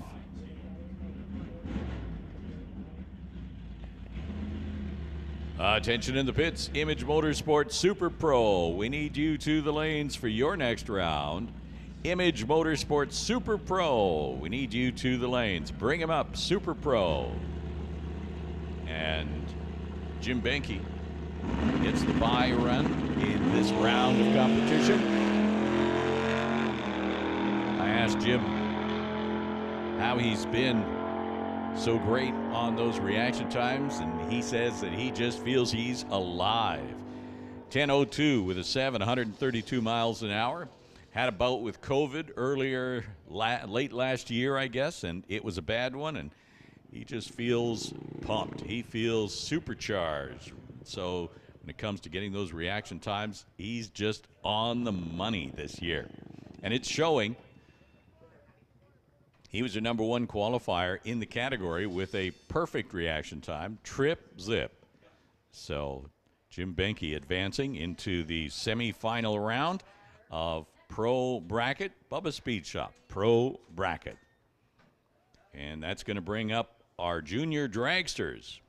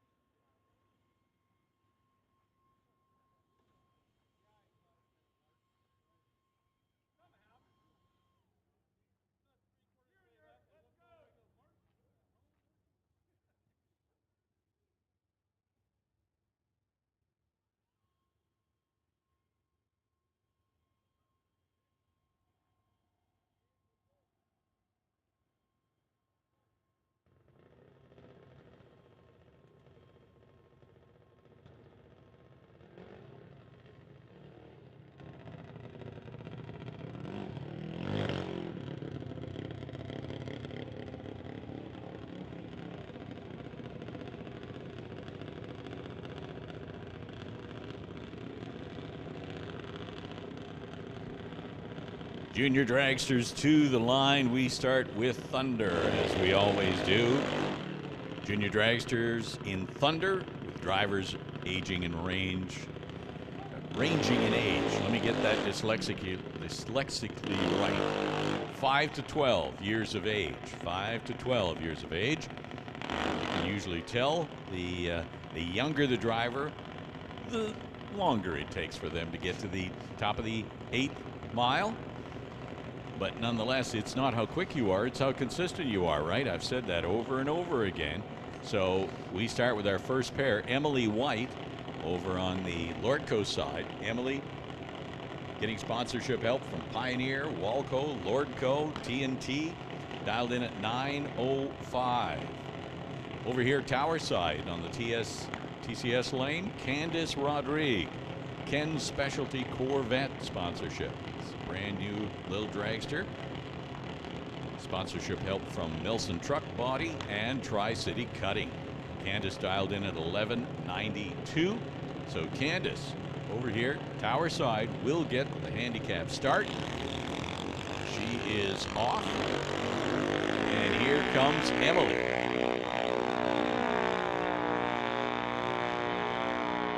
Down to the 8th mile with the wind light coming on for Emily White. 9:11 at 69 miles an hour.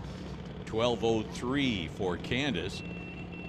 Disappointing 52 miles an hour, but fine performance from Candice Rodrigue today, getting into the second round. And now Emily White moves on to round number 3.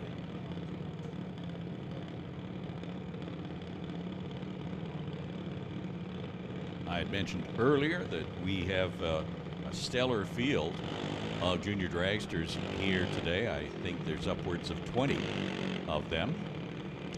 And this next pair is going to be April Bond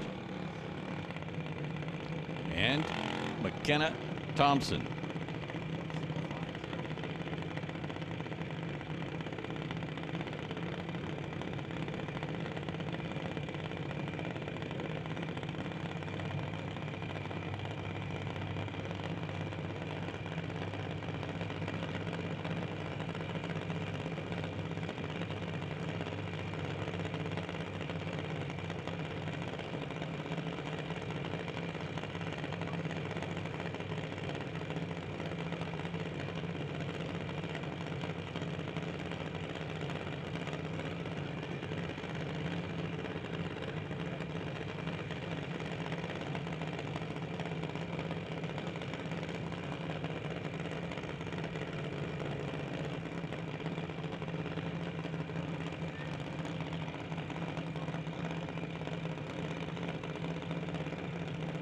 So April Bond over here, Tower side, in the pink junior dragster, and Kenneth Thompson in the black dragster on the Lordco side of the racetrack. April has a 1096 on the reader board and 1070 for McKenna. So it looks like April will be leaving roughly 2/10 of a second ahead of McKenna. It is a handicap start, a very tiny one, but nonetheless, April will be leaving first.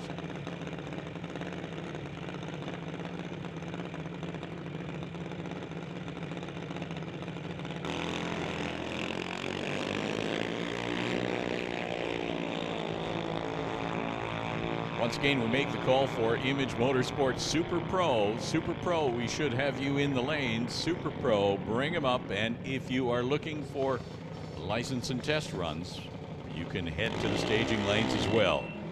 Win light came on for April Bond. 11:03 on a 1096 dial. April moving on to round number 3 as McKenna ran 1077. Reaction time a little too tardy. April was able to pull out the win going 11:03. Once again, we want to make sure that Image Motorsports Super Pro, you are in the lanes for your next round. And if you are looking for an opportunity for license and test, you should be heading to the staging lanes as well. That means Hot Rod, Junior Street, and Super Shifter are all on standby. Next pair then, it is going to be Nick Bond, the older of the two Bonds here. Ashton Katnick in the other lane. So Nick on the TCS side. Ashton, you see, with a 14-15 dial, got a sizable handicap start. And here comes Nick Bond with an 890. Will he catch him?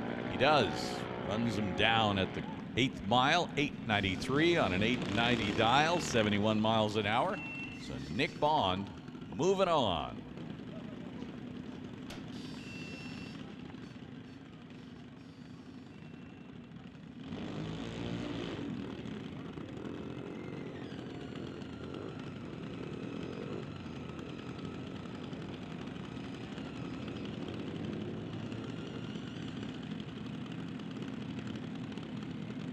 So Alex Green over here, Tower side. And Hunter Gallant over on the spectator side.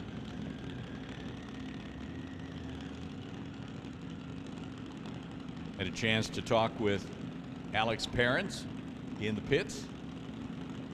If you remember, if you were here last year, Alex Green was racing in an orange junior dragster. And I kept going on and on and on about that. And I didn't realize that Alex was getting more and more upset each time he heard that. We've got to paint the car green.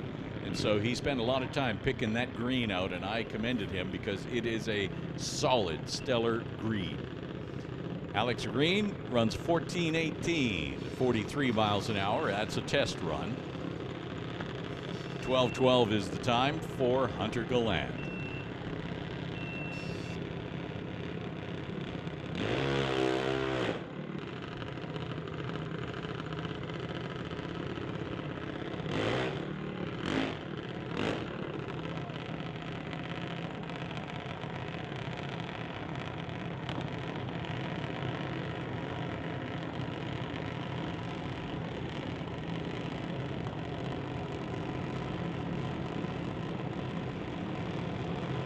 So Abigail White, with three dragsters remaining in the category, gets the bye run by virtue of her elapsed time in the last round.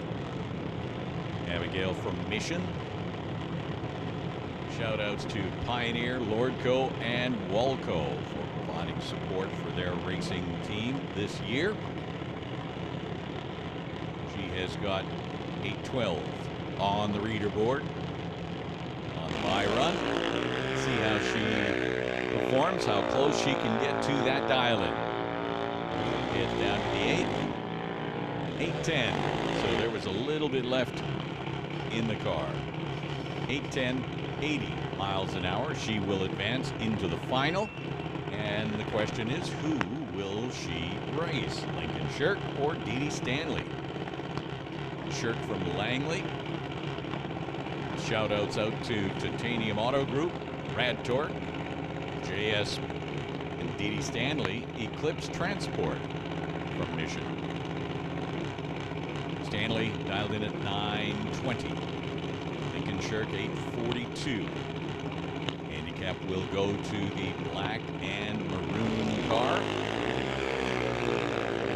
Red light for Lincoln, so Dee Dee Stanley moves into the final. If I'm not wrong, she was in the final yesterday, too.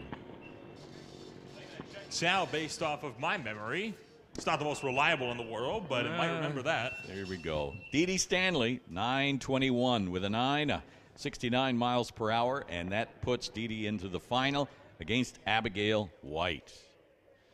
So our final is set for Junior Lightning.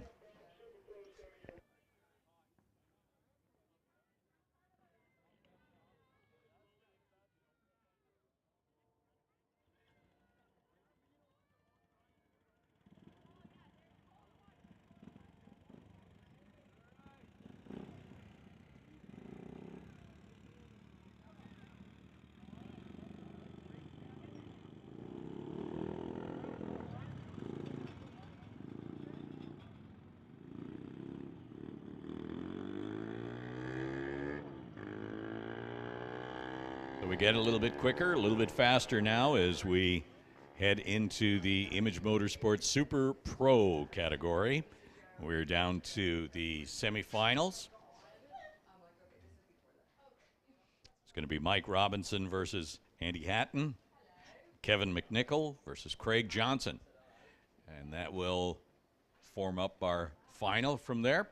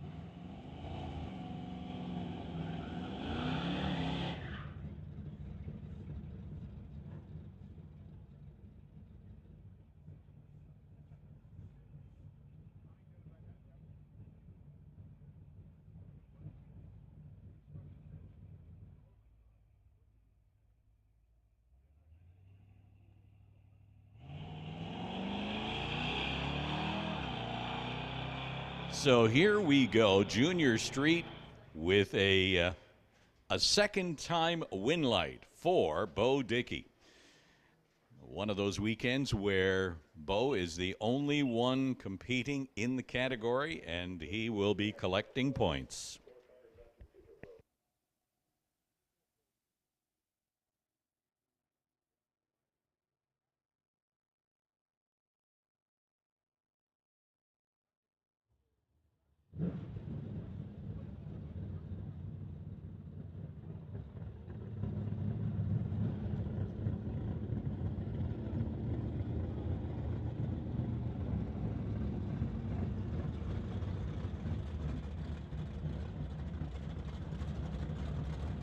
We move into Image Motorsports Super Pro. Tension in the pits, tension in the pits. That means that we should have hot rod. You should be in the lanes, and super shifters, you should be back in the lanes as well, as we are down to semifinal round action in a lot of those categories.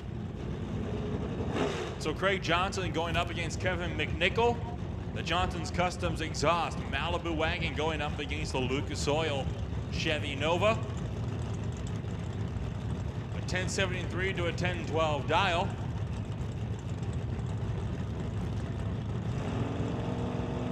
Johnson will be leaving first.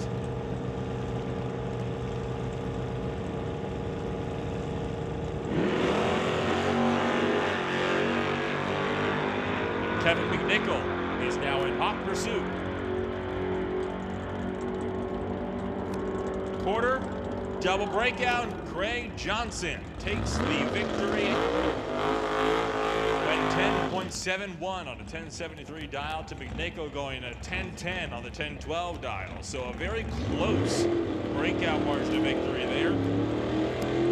Craig Johnson will be going against one of these two in the final, either Andy Hatton or Mike Robinson.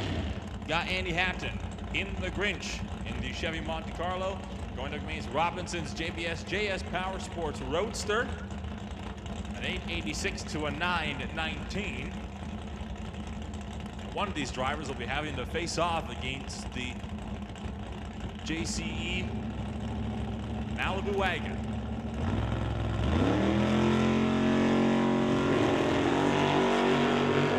Both drivers away on the green. Mike Robinson left first. Hatton trying to run him down. Breakout for Robinson. Give it to Andy Hatton. Robinson goes 915 on the 919 dial. So it'll be Andy Hatton and Craig Johnson to face off in the Image Motorsports Super Pro Final.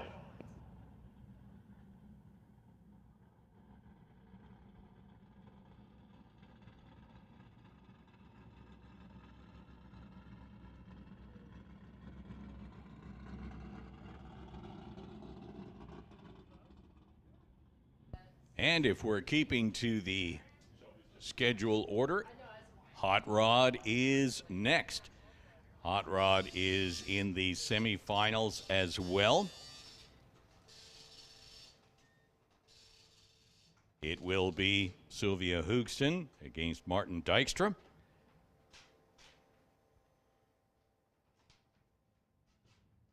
And Glenn Fillingham up against Martin Jackman.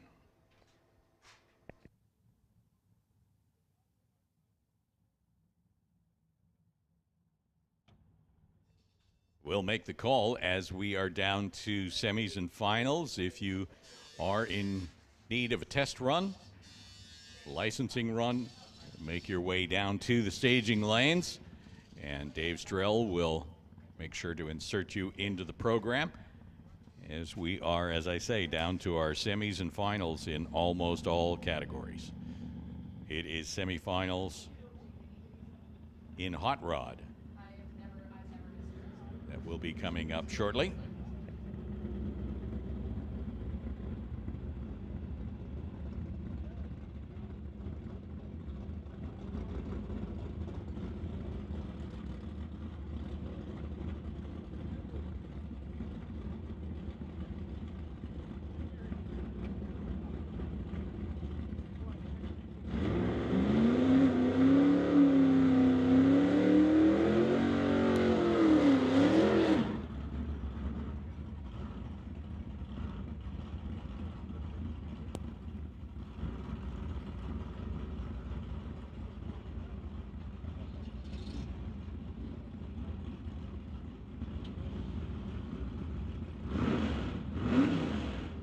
So Ross Walker just making a test hit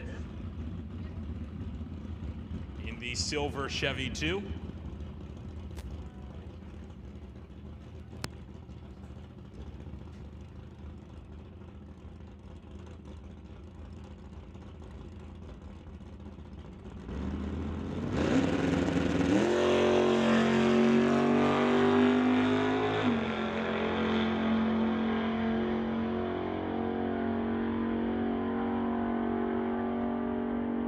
Walker stops the clocks at 10.17 with a 9 at 129 miles an hour as we get set to roll into Hot Rod semifinals.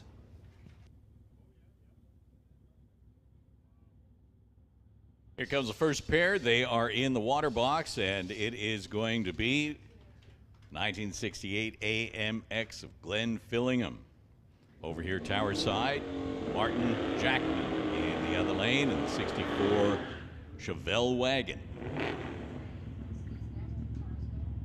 Fillingham from Coquitlam, dialed in at 1213. Jackman in the wagon from Mission, dialed in at 1302. So, station wagon will leave basically 1 full second ahead of the AMX.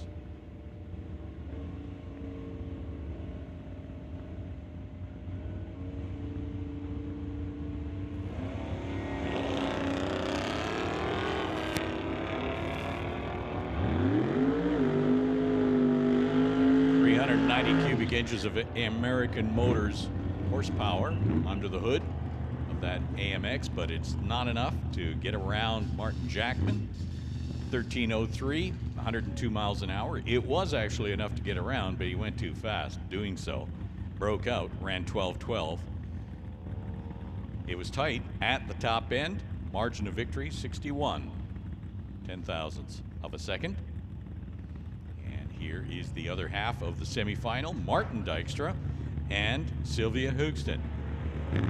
Sylvia leaving the line first in her Mustang, both clean and green. At the top end, it will be a win light for Martin Dykstra. Roadster goes 961, 128 miles an hour to go into the final of Hot Rod. So in a short bit, we will see Glenn Fillingham. No, we'll see Martin Jackman and Martin Dykstra in the final of Hot Rod.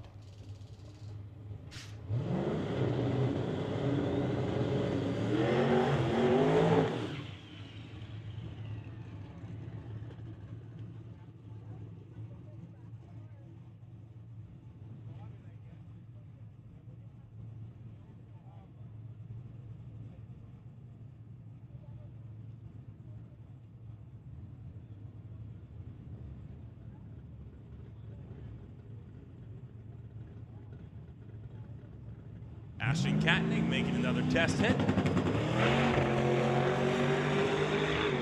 Bit of a leap out of the gate, all over the groove, but runs through the 8th.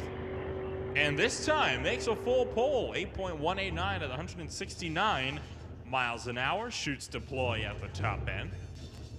Solid pass all the way around down to the quarter mile.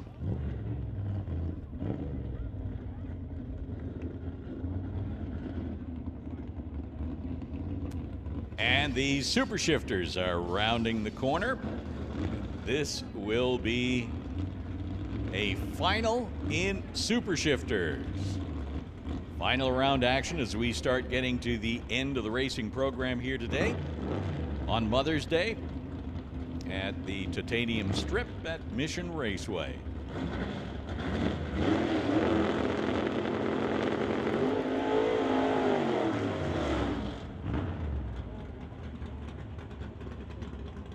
Final round action here, Jamie Roth and Scott Winterbottom. Roth, runner-up in 2021. He has been the champion in Super Shifters in the past. Hopes to do that again, I'm sure, as does Scott. Scott is dialed in at 9:58. Roth, 10:15. So the handicap going to the 64 Comet over here, tower side.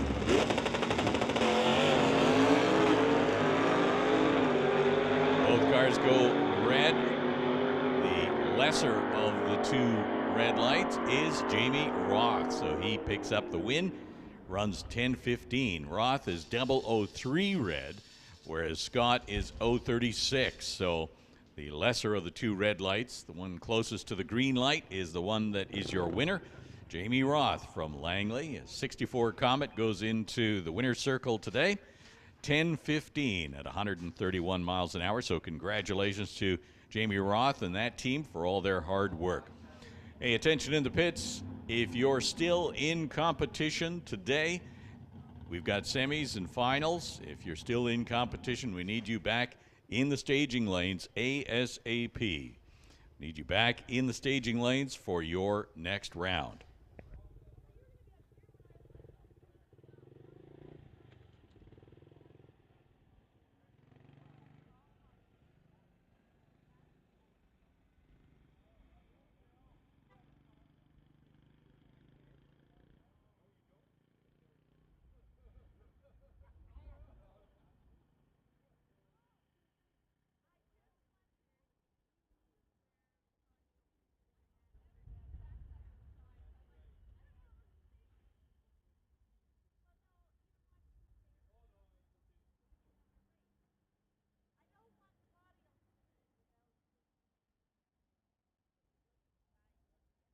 So if you are looking for a test run, you do have the opportunity to do that. Just head to the staging lanes and see Dave Strell. He'll try and insert you into the run order. Otherwise, we need all cars still in competition back into the staging lanes ASAP. All right, so that is Sportsman, Pro Bracket, Thunder and Lightning, the Super Pros Final, and the Hot Rod Final. So all of those cars, we need you back into the staging lanes. It looks like Pro Bracket is a semifinal. Sportsman will be a final. Semifinal in Thunder, final in Lightning, final in Super Pro, and final in Hot Rod. So if you're still in competition, we would encourage you to head to the staging lanes ASAP. Bring them up.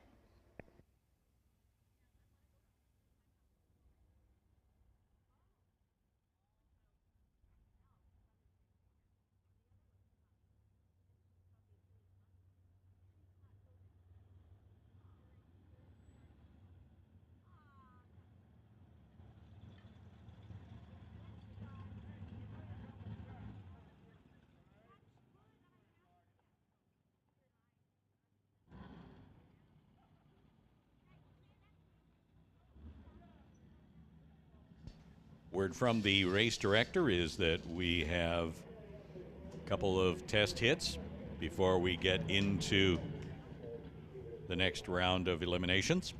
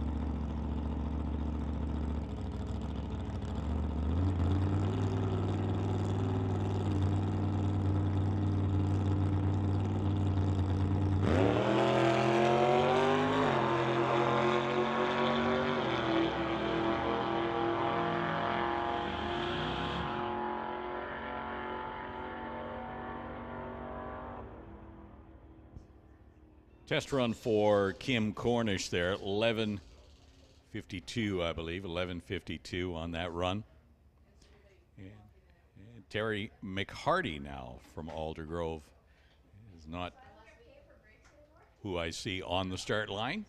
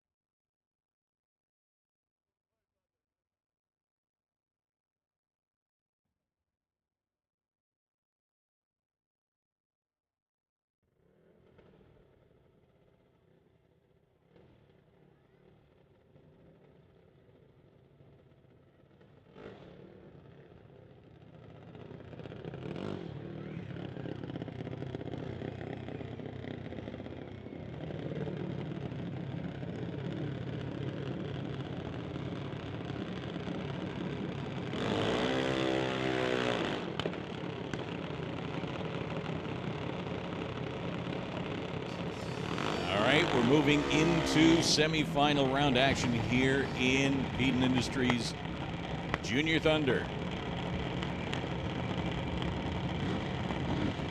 We got Nick Bond over here on the tower side, and Emily White over on the spectator side, Lordco lane. So Emily has got a dial in on the reader board of 910. Nick 891. So it's going to be Emily who will be leaving the start line first, and Nick will be chasing her over here on the TCS side.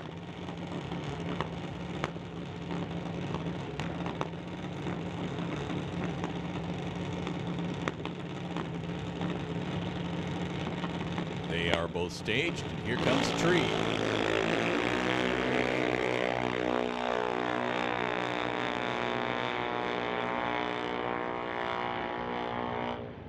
Win light for Nick Bond. Nick Bond going into the final, and Nick's competition will be his sister, April Bond.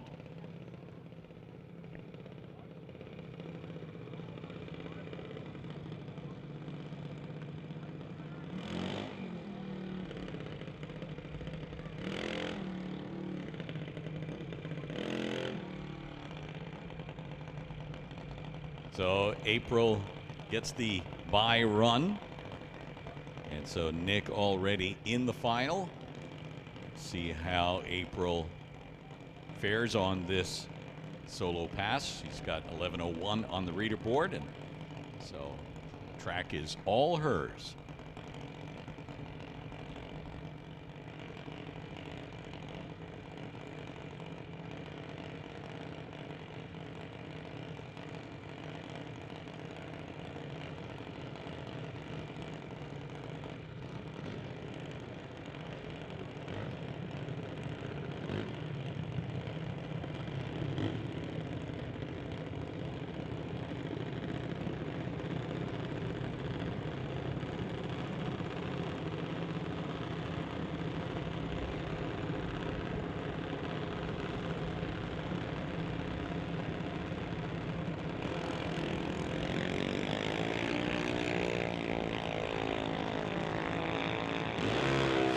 goes April Bond at the stripe. She runs a 10.94. 10.94, which is okay to break out on a solo pass. So that is going to stage up the final of April Bond and Nick Bond. And this then is our final in Junior Lightning. Final round is going to be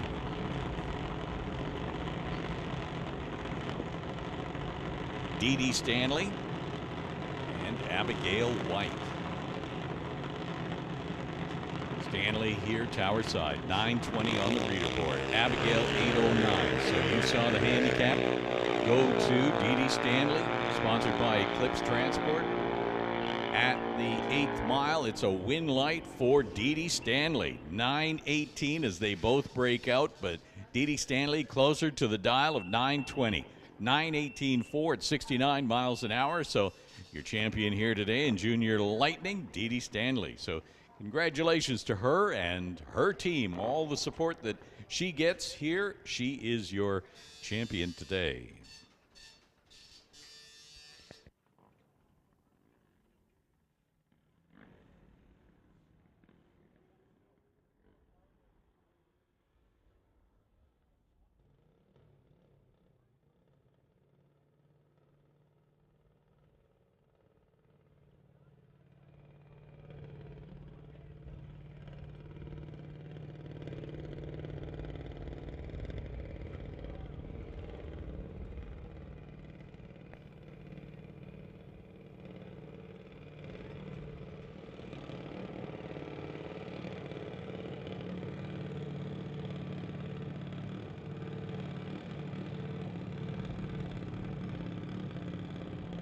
So out of the competition now, we resume with a couple more test passes for the junior dragsters. Peden Industries Junior Dragsters. These will be a couple of test runs.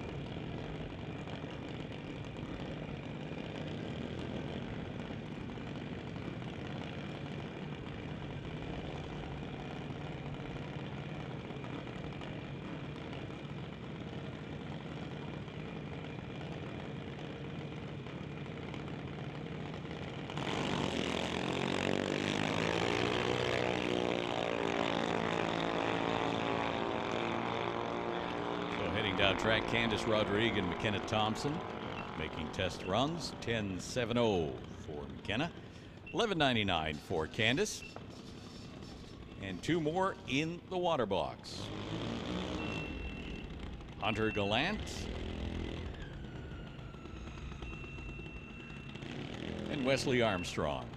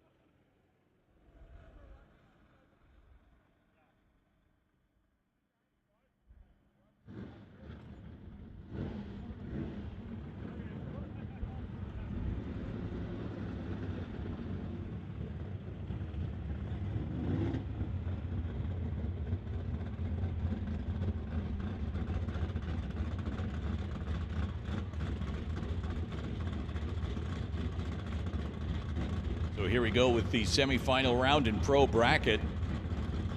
Bubba Speed Shop Pro Bracket. Now here is a matchup. Dave Jung and Rick McKinney.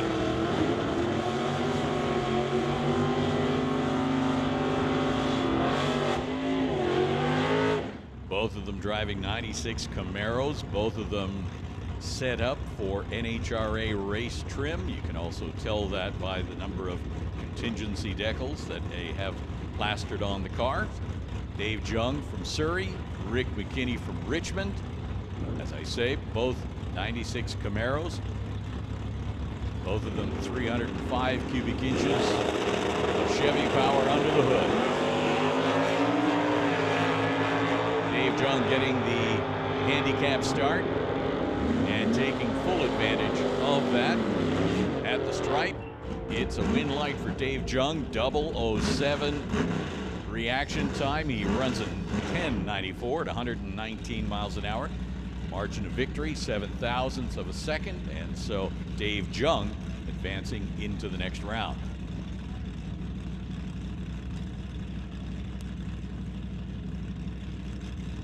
Dave Jung needed every bit of that reaction because Rick McKinney was 0-15. Here is the other half of the semifinal in the category. Heather in the pickup, Jim Benke in the CUDA at the stripe. Jim Benke pulls out the win, 10-16 with a 5, 122 miles an hour. So Jim Benke and Dave Jung will be our final.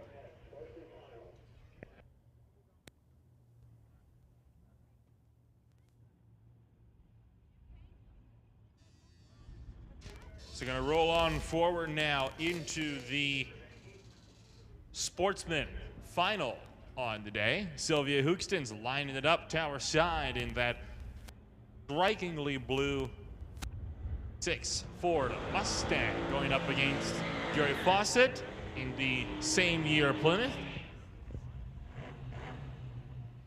Fawcett will be leaving first, dialed in at 18:28. Sylvia Hoekston's dialed in at a 12:55, will be leaving almost 2 seconds sooner.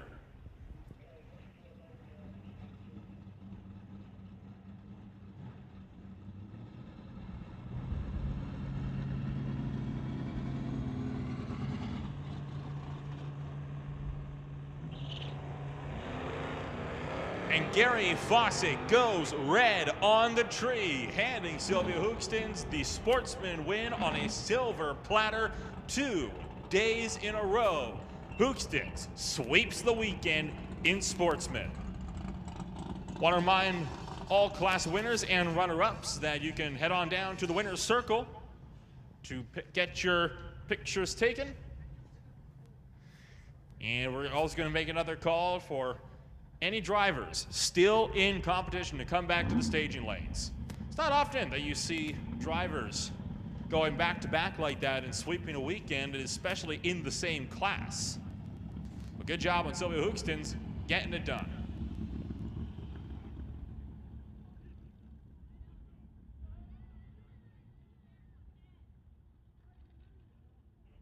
From what I understand, we're going to be getting the Image Motorsports Super Pro Final coming up next. That will be down between Andy Hatton and Craig Johnson.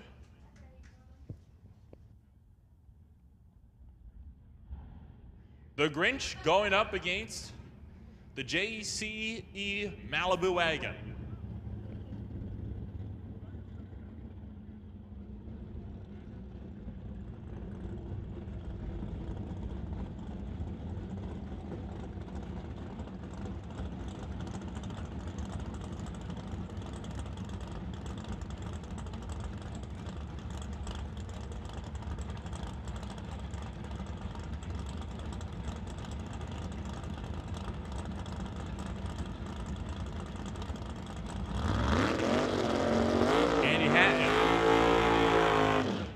Will be your chase car in the Grinch Monte Carlo, dialed in at an 8:85. The Johnson's Custom Exhaust Malibu Wagon will be leaving first, 10:71. We'll be leaving almost 2 seconds sooner. Andy Hatton going to have to be very, very patient.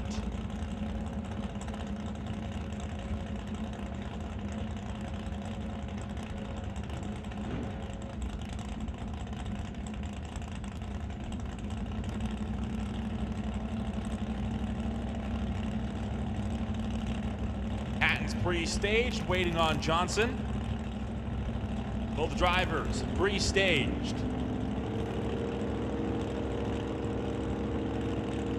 Now fully staged.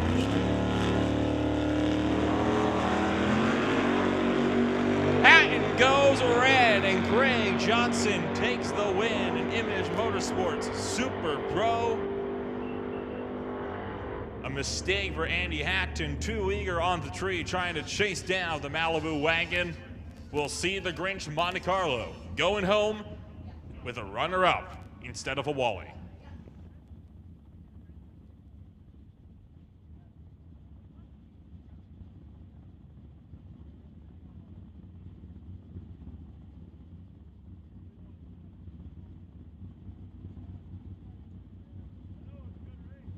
In Hot Rod now, Martin Jackman and Martin Dykstra, Battle of the Martins.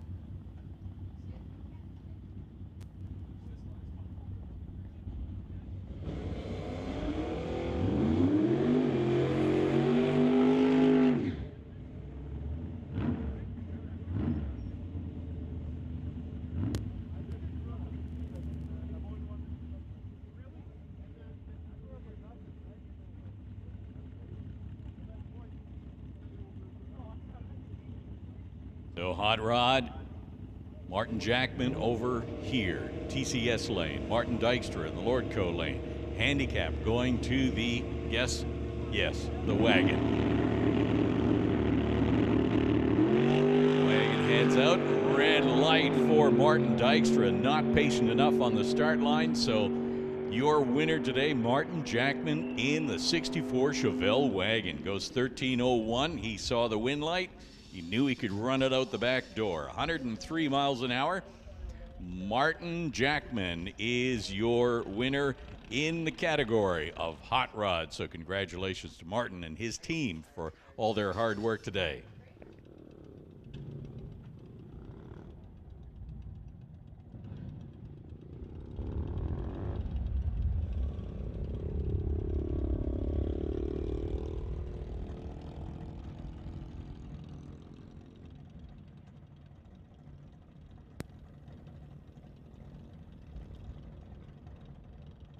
So Martin Rochelle making a test pass on the car. Saw him in the pits filling up with gas. I did remind him not to spill any of that gas because of the, well, have you seen the price of gas lately? The last thing you want to be doing is spilling gas all over the place. So Martin Rochelle making a test pass. Car that can run in the 990s if he sets it up that way.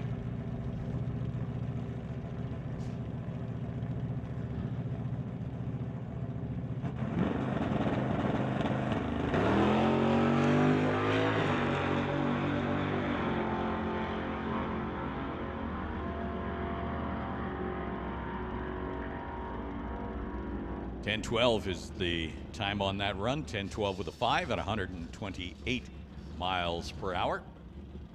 And it brings up Ross Walker, who is making another test pass in the other lane.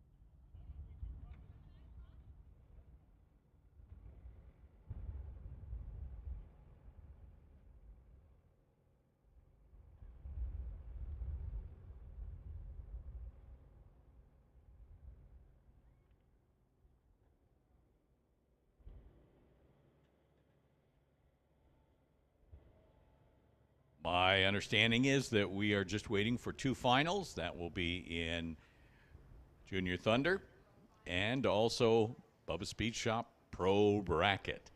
So if you're a winner in any category today, I need you to, especially if you want your picture taken, head over to the Mission Raceway Winner's Circle, and we'll have your picture taken and posted all over the place.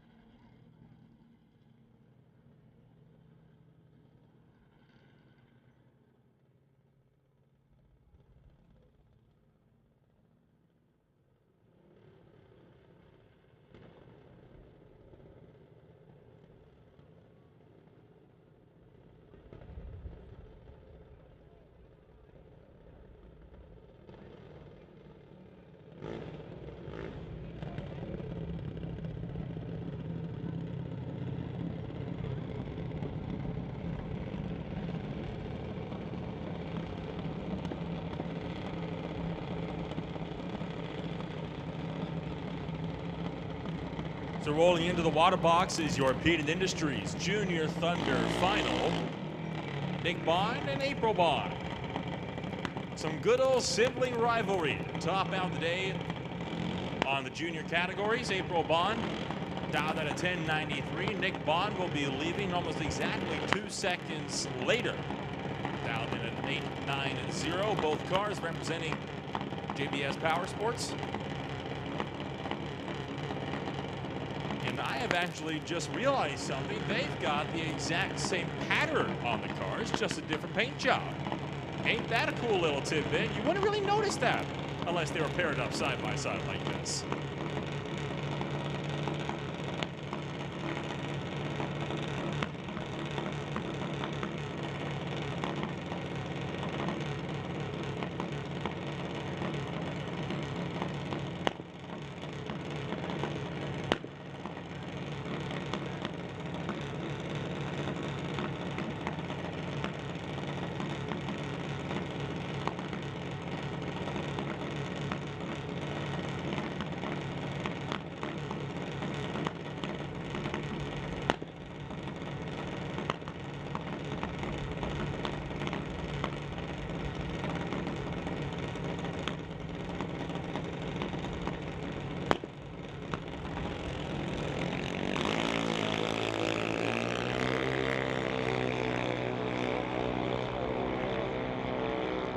Two green lights.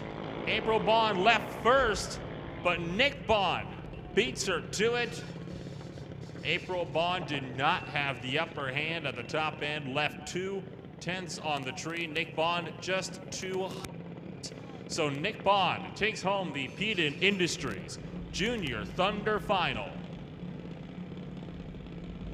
And before we get to our Bubba Speed Shop Pro Bracket Final, we are going to be running into a few more testing hits on the day for some more of the junior dragsters.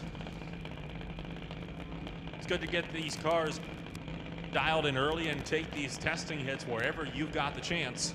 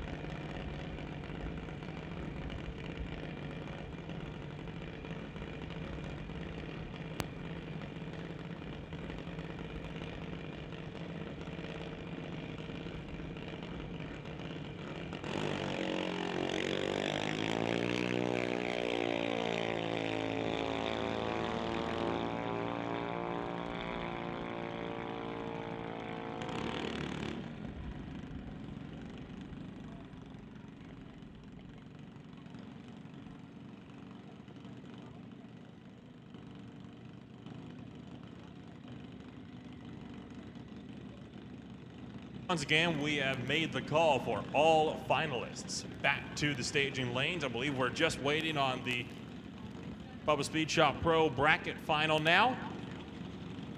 So once again, all finalists, please report back to the staging lanes.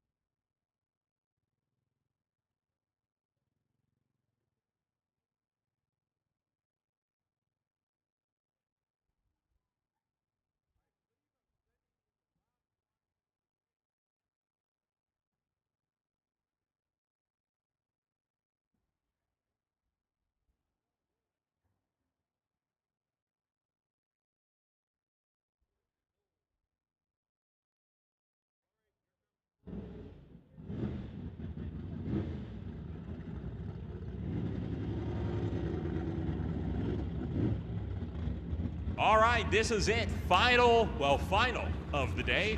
Bubba Speed Shop Pro Bracket rolling into the staging lanes. Sydney Jump, TCS side in the 1996 Camaro out of Surrey. Dialed in at a 1093. Jim Banky, Lordco side in the 1967 Plymouth Barracuda.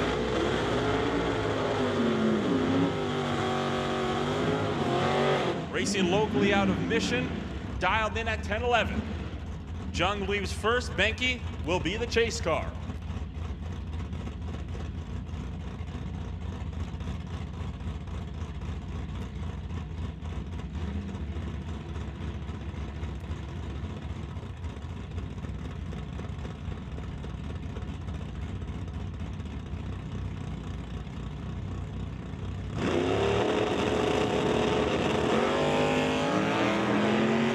Green lights. This is a race for the top end.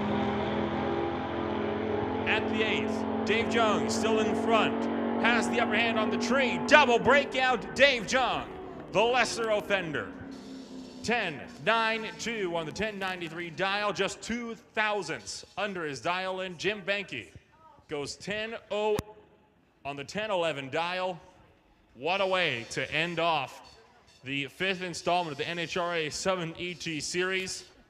And I believe that is going to be a wrap then for today's programming and, in fact, for this weekend's programming. Want to, of course, thank the track staff for helping to put on the show today. Want to thank all of the racers for taking time out of their Mother's Day weekend to come on out and race with us on a somewhat gloomy but what ended up being a very beautiful weekend. Want to thank the spectators who came out to watch the race with us in the stands. And, of course, the people watching us on MRP Lordco TV from home or abroad. That's going to be a wrap then for us here from the Titanium Strip at Mission Raceway Park. And we will be seeing you guys all in 2 weeks for rounds 6 and 7 in the NHRA Summit ET Series and the CMDRA Bike Drags.